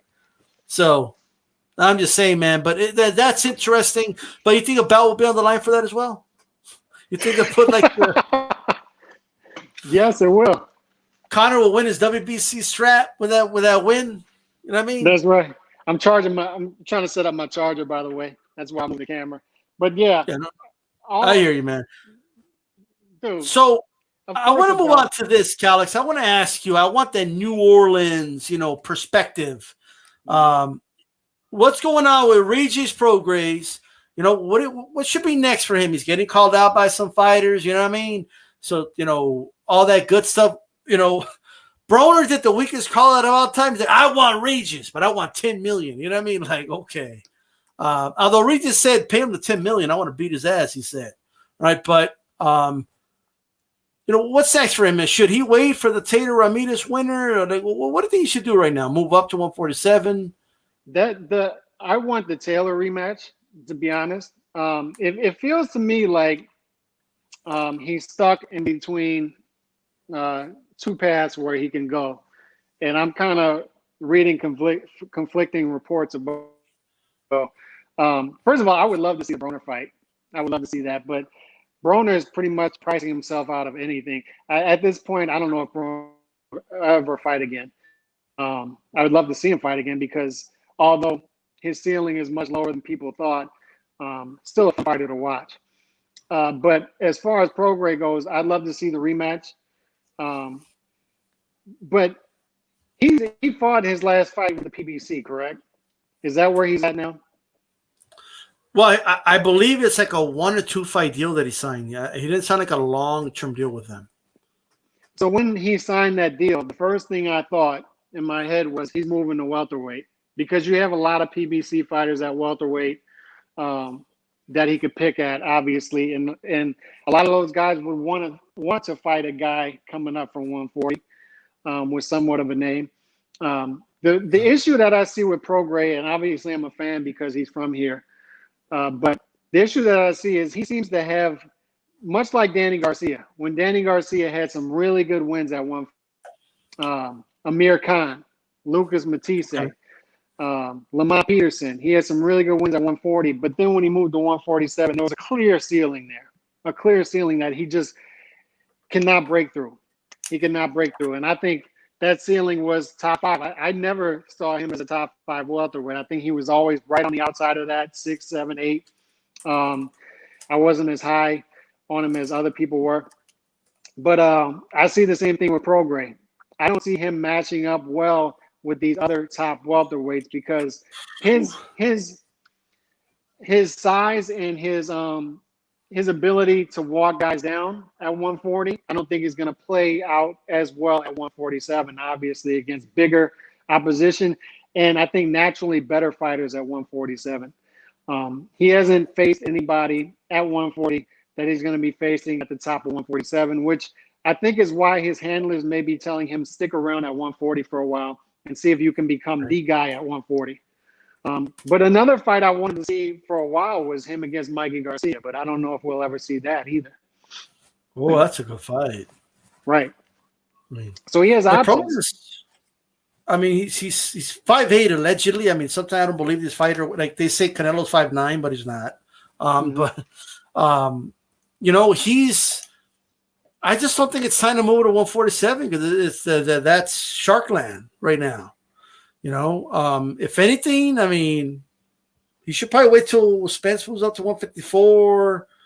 Crawford's a little older, like, you know what I mean? Like, I think, and then he'll, you know, but then here's the thing, Calix, like, you know, Virgil Ortiz, you know, Boots Ennis, like, there's a lot of these who are now, you know, contenders / prospects that are gunning for welterweight titles soon, and they're big, you know what I mean? These are guys that will eventually move up to 154. Like, that's the dilemma for Regis Prograis. But if I'm him, I'm waiting. I'm waiting for the winner of Taylor Ramirez in that fight for an undisputed, you know, title. It seems to me the fight they're trying to make is him and Body, because they both fought on the same night. I don't think he should fight this cat that was calling him out, and we talked about this off the air as well. I think it's Matthias, because that guy can punch, and you don't want to make a puncher famous, much like Victor Ortiz made Maidana famous, and much like Bradis Prescott was made famous by knocking out Amir Khan. You don't want to take that misstep and fight an unknown puncher. So I think he should fight. If that's the fight, Barrios next. But the fight I really want to see, I love that first fight. And you picked Taylor to win that fight. I picked Prograis. You were right in that one. But I did score for Prograis. Yeah. That was a close fight. It could have went either way. I want to see the rematch. That's the fight I want to see him fight. I think Prograis has that Ricky Hatton problem. Ricky's style just didn't translate to 147. He had a hard time. He obviously didn't beat Mayweather, but putting that aside, I mean, he didn't look that good against Collazo. You know what I mean? Some people felt Collazo won that fight. That's why I think he needs to get these 140, consolidate these 140 belts now as quick as he can before he's a guy without a weight class. Much like, I mean, Arturo Gatti said it late in his career. He said, I'm a guy without a weight class. I'm too small for 147. And I can't win at 140. I'm a guy without a weight class. So I think Prograis needs to strike now and get that rematch and win as much as he can and fight as much as he can over the next year or two at 140 before he moves up to 147. And maybe, like you said, some of those guys will move up to 154 and he'll be able to win some of those fights at 147 when he does move up. Exciting fighter, nonetheless. Exciting fighter. Look, a lot of great fights. The Mikey Garcia fights there. I think the Broner fight is probably his best option at the moment, especially while he waits for, you know, Taylor Ramirez. I also think, although I feel Ramirez is going to beat Taylor. That's my opinion. And by the way, I think even though I picked Taylor, I did score the fight 7-5 for Prograis, but could have gone either way. But you know, it's some people scored it for Taylor, some scored it for Prograis, but I think Prograis is all wrong for Ramirez. Like I just do. I think we have that situation, in my opinion, where you're going to see like a triangle thing play out, you know, and I would like to see them all kind of fight each other. They can mix it up at 140, and then 140 I mean, Prograis can wait on other guys are coming, you know, Devin Haney, Teofimo Lopez. Like, it's not going to get any easier. By the way, Teofimo's already said, I'll fight Ramirez right now. I'll fight Taylor right now. I'll go to England and fight him. Right? So, and then not only that, he said, hey, they do undisputed. Great. I'll be two-time undisputed. Right? So he's chasing that. So we will see, obviously, about Regis, man. But, I mean, I'm a fan, and I want to see him in a – I mean, Mario Barrios is probably where they're going to go. He's going to get that regular bout, right? But, you know, it's a fight to keep him busy at the moment. And then, you know, I like to see him with a winner of Taylor Ramirez, assuming that happens next. No reason it can't. They're under the same banner. So that undisputed should happen. But if I'm Regis Prograis, I'm waiting on that. I'm not jumping at welterweight right now. As long as you can make the weight, stay at that weight. Absolutely. Stay at that weight as long as you can. No doubt about that. You know what I mean? All these guys are big. Even Ugas is big. You know what I mean? Mm-hmm. That dude's a tank. You know what I mean? So it's a lot of your advantages are not going to be advantages anymore. Mm-hmm. You know, so but he could crack though, and we know that because he left like Taylor's eye looking like Quasimodo and shit. You know what I mean? Yeah, I was waiting for him to climb Notre Dame and say sanctuary. You know what I mean? But he did. Like Taylor could take a punch. I'll give him credit because he was laying big hooks on him, man. And Taylor wasn't going anywhere. But I don't know if he could do it again, though. A rematch would be interesting. But if that fight's anywhere outside of England, I think Prograis gets his decision. What do you think of that? I agree. But though Taylor proved a lot to me in that fight because I thought Prograis was going to stop him, and we talked about that before the fight. I thought Prograis was clearly there, obviously not, and I thought that was a toss-up fight, man. It could have went either way. I know people who scored it for Taylor as well, and I can't really. I would argue that Prograis won, just like you, but I can't argue against that either. Close fight, and I want to see it again. I want to see it in the States this time, though. Hey, Rod, I agree. Hating on Canelo is a trend now. That's how it is. Look, the top guys always get hated on. Like right now, like videos that hate on LeBron just get more views than the ones that praise him. It's just the way it is, okay? Pioneers take the arrows. Pioneers take the arrows. But hey, if for y'all want to hate on him, they do it before it goes out of style. You know what I mean? You know, extra, read all about it. You know, that's not news to me, you know. But I want to end it with this, man. I was really disappointed when I read this. I even said, man, it's got to be a miss. Like you know, maybe it's a language barrier or something, but he posted on his social media. You know what I mean? So Lomachenko came out and he said, hey, the judges were bribed. I clearly won. They were bribed, and I should have won. And now they're not wanting to fire me. But I want to add this caveat, though. Shout out to Dave DeWinnes, 97 Rough said this, and it caught my attention. And I thought about it, and he might be onto something. Calix, is it possible that he's trying to get under Teofimo's skin by saying you didn't really beat me? Like you got to do it again. Because Teofimo came out and said, no rematch for what? I don't got to rematch the guy. There's no need to, right? He's totally against the rematch. So maybe Teofimo Lopez, maybe Lomachenko is like, you know what? I got nothing to lose. He doesn't want to rematch me. I don't have a rematch clause, so I can't force him to fight me. But maybe I could piss him off. Maybe I could make him think to himself, you know what? I want to knock this motherfucker out for saying that I didn't deserve that win. Is it possible that that's going on? Or is it what I'm thinking? This is a guy that's used to winning, okay? 2-time gold medalist, one loss in the amateurs, but he avenged it, right? You know, he doesn't really understand the concept of somebody like he even had an out with the Salido fight. It was only his second pro fight. Salido didn't make the weight. Salido fought a little dirty in there, right? Which I don't have a beef with Salido doing that. It's what he had to do. Mm-hmm. But he still had that, hey, he was seating me low, yada, yada, yada, right? And I just don't think he can accept that I lost. And I lost fair and square. He made weight. He didn't fight dirty. You know what I mean? Like, what else can I say? It was the judges. But where do you stand with it? I agree with you. I don't think he's doing it for any other reason that he's too proud to tell people that he took an L. He didn't fight his best fight.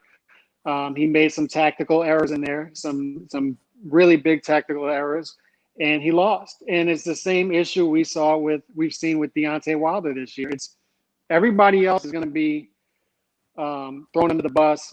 Everybody else is going to be thrown under the train except me. The judges were not bribed. Although one or two of the cards were a little too wide, the right man won the fight.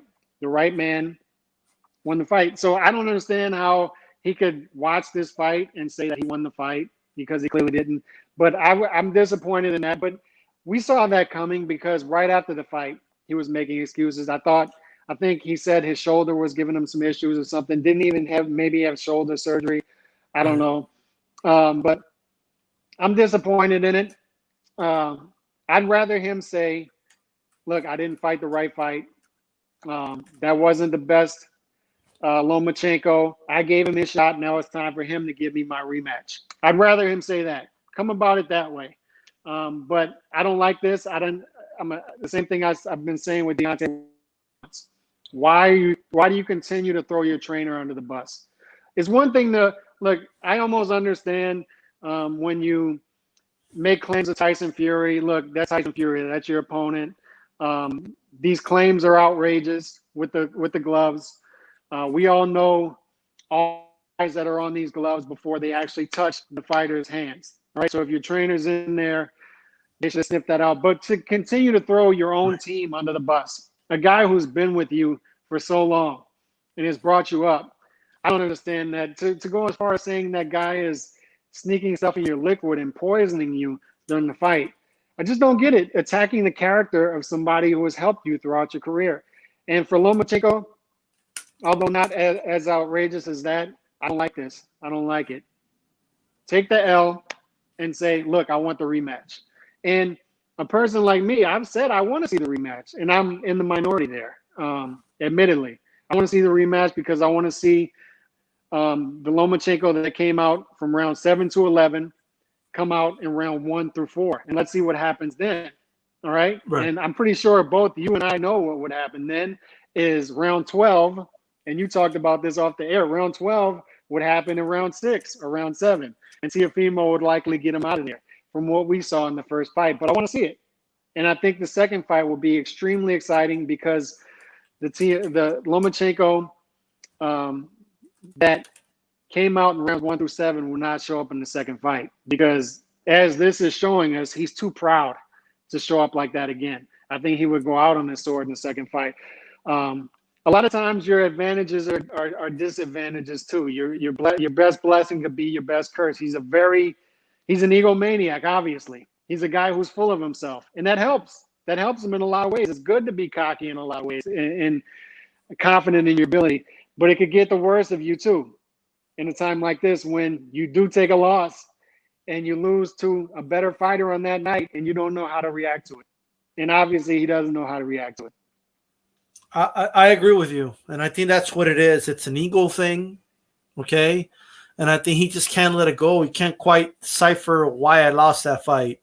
And I think, I don't know the situation, but maybe the right people haven't told him, hey, you know what? Like maybe his dad hasn't sat down and told him you lost that fight, okay? No. But there is no right people. Well, I mean, somebody's got to tell him that, and at the same time say, you know what? But we can correct those things. You know what I mean? That's what great fighters do. They lose, but they correct the things that they weren't doing, right? So, like, take Mayweather. Like, on paper, he beat Castillo, but in my opinion, he didn't really beat Castillo. You know what I mean? Mm-hmm. But what did Mayweather do? Even though officially he didn't, he obviously rematched him for a reason. Right. You know what I mean? There was obviously a reason for that, but he corrected the mistakes, right? And even though it was still a tough fight, he clearly won that rematch. The Maidana fight too. There was a reason there was a second Maidana fight. I scored that fight a draw, okay? Right. And I had Mayweather fans all over the place, right? They were all telling you're crazy. I scored it 8-4. I scored it for Mayweather 8-4. That was a popular one, 8-4 and 7-5, right? Right. So here's what I would ask all of them. I would ask all of them, give me the rounds Mayweather won. None of them gave me the same rounds. Mm-hmm. None of them. So all of them disagreed with each other on what rounds Maidana and Mayweather won, but they want to tell me there's no way Maidana could have won that fight. Come on. Like, you know what I mean? Do the math, right? Now, granted, I don't think he did enough to beat Mayweather. I had it a draw. You know what I mean? But Mayweather corrected the mistakes, right? And he fought a more disciplined fight in the rematch, and he clearly won 8-4 in my scorecard. You know what I mean? Or 9-3. I don't remember, but it was pretty wide. I had it wide, yeah.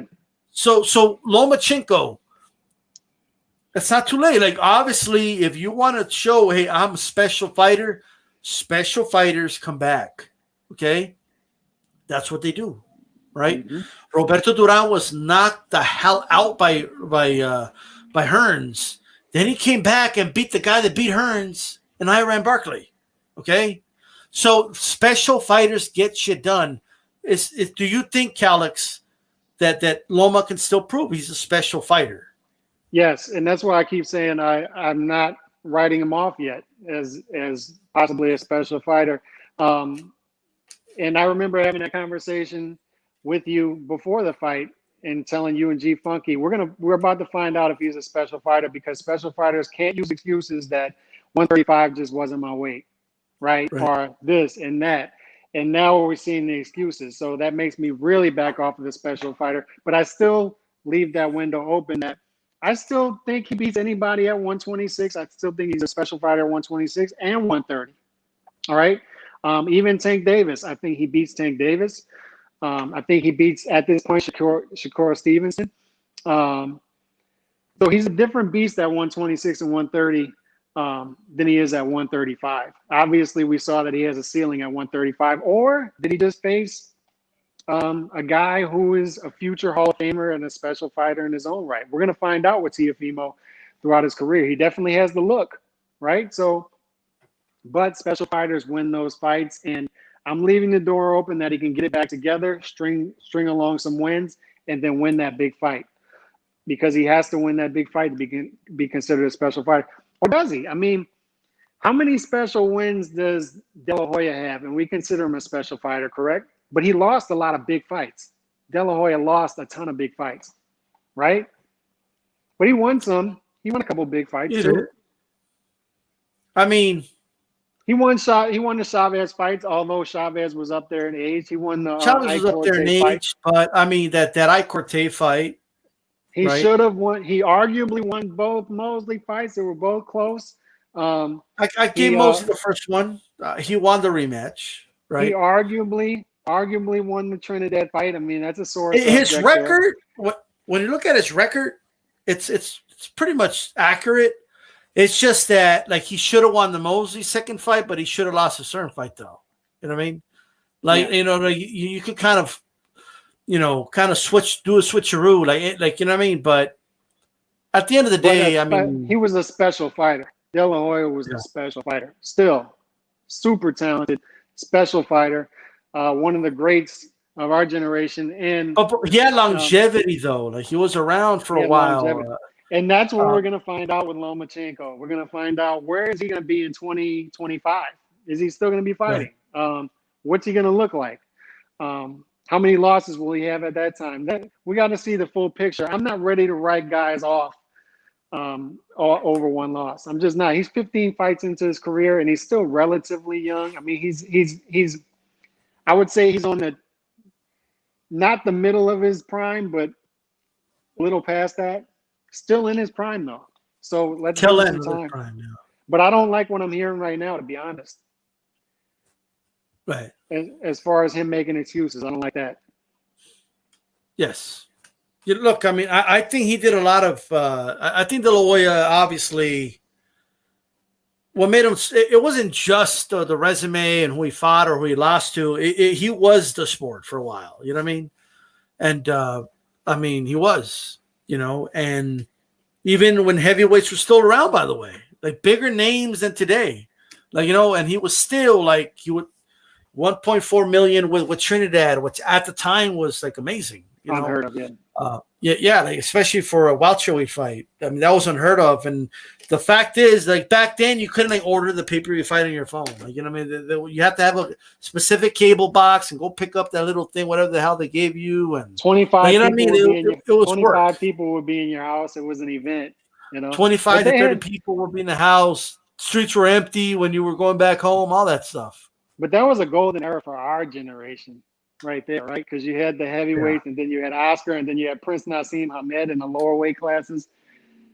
Plus, you had the great fighters like Pernell Whitaker, and then Floyd was starting his career. So, Chavez. You had a lot of great stuff in the 90s, early 2000s for our generation coming up. Look, I think, you know, it obviously isn't over for Loma, and I really wish fight fans, just in general, and I want your take on this, Calix, just as a final topic here.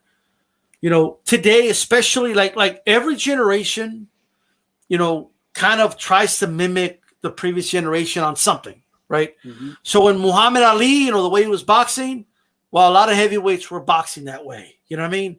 In fact, Customato designed Mike Tyson's style to fight that type of style. You know what I mean? But they were mimicking what Ali was doing, you know, and then, you know, so after every generation, like they would try to follow up, whether it's the way they were fighting or what have you, right? Now, okay, I think a lot of people are trying to mimic what Money Mayweather was doing. Not so much Pretty Boy, Money Mayweather, and that's protecting that it's and I call it flawless victory syndrome, right? A guy can have if a dude gets hit. That's all you hear about in videos now. Oh, but he was getting hit though. Like, well, it's boxing, And not only that, Mayweather got hit too. Like Mosey almost had him out. Chop Corley hit him a lot of times. Maidana hit him. And if you want to go with the prime, I mean, the Drunken Master had him on Queer Streak. He was hurt too and hit a lot too. Like when people say Mayweather never got hit, Mayweather never got hit. It's hyperbole. Like it's not to be taken literally. Like that means when we say, oh, he only got hit with 20% of the punches. Well, he still got hit with 20% of the punches. But I digress. Right now, there seems to be this culture of can't lose, protect the O, go out there, have a flawless victory. What do you make of that now? Because now Loma lost, right? And it's like people still kind of go to the Salito loss, people still it's like, can you put some perspective on it? It was only a second fight, for God's sakes. You know what I mean? Like, it doesn't mean it didn't happen. Like some people pretend it didn't happen, but can we put some perspective? Like, he's not the same guy he was in the second pro fight, and then he loses to Teofimo Lopez. Okay, it's over. He's a fraud. It's over. That's it. I was right all along and all this stuff. It's like people wait for somebody to lose and then just throw them away. That seems to be the new culture. Oh, there's a blueprint to beat him now. This guy ain't no good. I think boxing fans need to be rewired to accept losses. Losses happen. Hagler lost early in his career. Guess what? He's still an all-time great. Hopkins lost his first pro fight. Still an all-time great. Mancini lost to Arguello early in his career, right? Learned from it, came back. Everybody knows who, Boom Boom Mancini is. All that good stuff. Salvador Sanchez, one of my favorites of all time. Lost early in his career. Didn't matter. You know what I mean? But what do you make of that, man? This new, protect the old culture that's going on right now in boxing? Hate it. And you and I have been talking about this for years, right? The whole exposed culture. You've done videos about it. Exposed. It's awful. And this is the only sport where it exists, right? Is there another sport where if somebody loses, it's definitely not that in UFC. I mean, you see guys who have 12 losses and 3 draws, and they're a legend in the sport of the UFC, right? They're fighting title fights. They're fighting on the main card. They're fighting in the main event. And when guys lose in the UFC, I don't see them thrown away by their fans. We're the only ones who do it. And I saw it after the Lopez fight on my phone. I see everybody online saying Lomachenko was exposed. He was a fraud all along. All this stuff. I can't stand it. It almost makes me wish that they would have gotten that Castillo, the first Castillo fight correctly as far as the judges, because how different would Mayweather's career have been had he gotten that loss out the way, right? And had that one loss. Would he have been more aggressive? Would he have fought Pacquiao earlier? Would he have fought Sergio Martinez at middleweight? I mean, we both agree at this point that he would have won all those fights.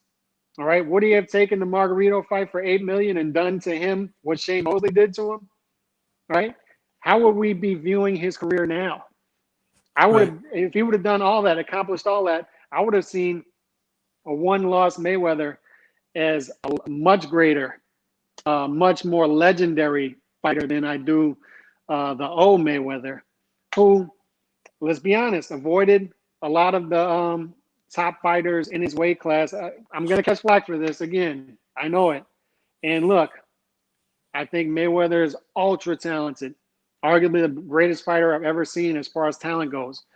But we got to admit, I mean, just think of when Cotto was at 147 and Cotto, you had Clottey, you had Margarito, you had Paul Williams there.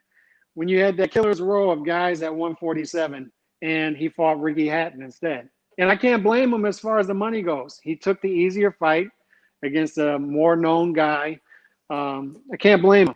But at the same time, you would have liked to have seen him throw us a bone every once in a while instead of fighting a Robert Guerrero or a Marcos Maidana. We don't want to revise history and make that Marcos Maidana win bigger than it Nobody was. gave Maidana a shot before that fight. No, I was in shock. during that fight. Maidana two fights prior to that was dominated by Devin Alexander. So, I mean, I don't know. But what I'm saying is we got to stop with the exposed thing, man, because it hurts us as fighting fans, all right? Because we're telling them don't take chances, right? I'd much rather us say, look, man, you lost a tough fight with a young lion in Teofimo Lopez. Maybe you're not as great as we thought, but shake it off, get back in there. I'd rather us say that than you were exposed, because that signals to the other fighters out there at the top of the weight class, don't take that fight. It signals to Errol Spence, look, price yourself out of the Terrence Crawford fight, because if you do lose, they're going to say you were a fraud all along and you were exposed. At the end of the day, we do it to ourselves. We do it to ourselves. We do it to ourselves. And also, a lot of guys started watching boxing when Mayweather was around. And it's cool. Right. It's fun following people when they're winning. You know what I mean? But but here's the thing. Like, I kind of feel like sometimes they don't realize a lot of these dudes are going to lose. You know what I mean? It's like a lot of people were in shock when, like, I already knew Broner was going to lose at some point. I know. You know, I wasn't sure if I didn't think Maidana was going to be the one to do it, but I knew it was going to happen. You know, I'm like, this guy's not Mayweather, because as bad as Mayweather was, right, at the very least, he did take risk against Corrales. You know what I mean? Against, Castillo, even though I feel he lost the fight, guess what? He still fought him twice. Like, Castillo was a beast at 135. You know what I mean? I'm so impressed by the fact that he fought him. You know, they didn't see the baddest version of Floyd. The baddest version of Floyd was the pre-shoulder roll 130 and 135. 135. That 130, 135 Floyd matches up with anybody who ever stepped in the ring at 130, 135. I mean, he was a bad man. But here's the thing, Calix. These guys want these big paydays now. And it goes back to what Michael Jordan says about basketball guys, that they want to get paid based off potential before they prove anything. We have a lot of guys in boxing today that want to get paid off their potential and are demanding money that they frankly are not generating. Some of them are the women now. We're going to talk about that in the roundtable tomorrow, by the way. But a lot of them are just – a lot of boxers are just want to get paid, okay, a lot of money before they've ever shown that they have generated that money. Okay, skipping steps. And we're seeing that now. Like, at the very least, we got Pretty Boy before we went to Money Mayweather. You know what I mean? Yep. And that's the one thing I liked about what Teofimo said at a press conference. He said, for you to become Money Mayweather, you got to beat Pretty Boy Floyd first. You know what I mean? You weren't there when Floyd was fighting Sean Bay Mitchell in the ballroom. You weren't there. You obviously weren't there because it was empty. You know what I mean? They showed up. They showed up after he fought De La Hoya. After he fought De La Hoya, and there's nothing wrong with that. But the reality is, okay, that, he did go a little bit of a safer route after that. Now, he eventually ended up fighting Pacquiao and all that, but, they made us wait like forever, and then they had a glorified sparring match. And I think did more damage to the sport than if they would have never fought. Frankly, I think they did more damage. You know how many people I know that said, okay, I'm never watching boxing again? Yeah. After paying $100 to watch that. That was not good. There's not going to be a legendary nights about that fight. That's for sure. And then following it up with Andre Berto and Conor McGregor, just wasn't a good look. Wasn't impressed. Wasn't a good finale. He was going somewhere with the Maidana thing. You know what I mean? He was going somewhere, and then, it is what it is. You know what I mean? That third round was exciting, though. I'll give him that. But after that, his own dad was in his corner, and he told him, "You're fighting scared." So. Yeah. Make of it what you will. That's what his dad said. Right. I will say this, though, that De La Hoya fight wasn't that bad. I went back to watch it. It wasn't that bad, actually. I kind of enjoyed it. Pretty good fight. Yeah, it was good. That was a good fight. It had its moments when Floyd went to the ropes and Oscar. It was good ebb and flow. Center of the ring. Yeah. Floyd owned it. The ropes, Oscar owned it with activity. It was a good fight. It was much better than the Pacquiao fight, for sure. Yeah. With that said, Calix, we've run out of time. Shout out to everybody listening on the Leave It Around Network. Make sure you jab the like button. Give us some final thoughts, Calix. No, man, it was just good to have boxing and seeing Triple G and Canelo back at it, especially in particular Canelo, who is the cash cow, in my opinion, the pound for pound man of the sport, the face of the sport. So it's always good to have him. I always circle the calendar when he fights, and hopefully on the next one, it's a big fight, a mega fight. And shout out to G Funky. Yeah, man. Shout out to Chief Funky out there. Hope to have him back soon. Shout out to the entire Leave It in Ring family. We'll be live tomorrow with the round table. So make sure you tune in for that. This is DSytle Boxing. And I'm out, guys. Peace out. Who's down with HCP? Everybody.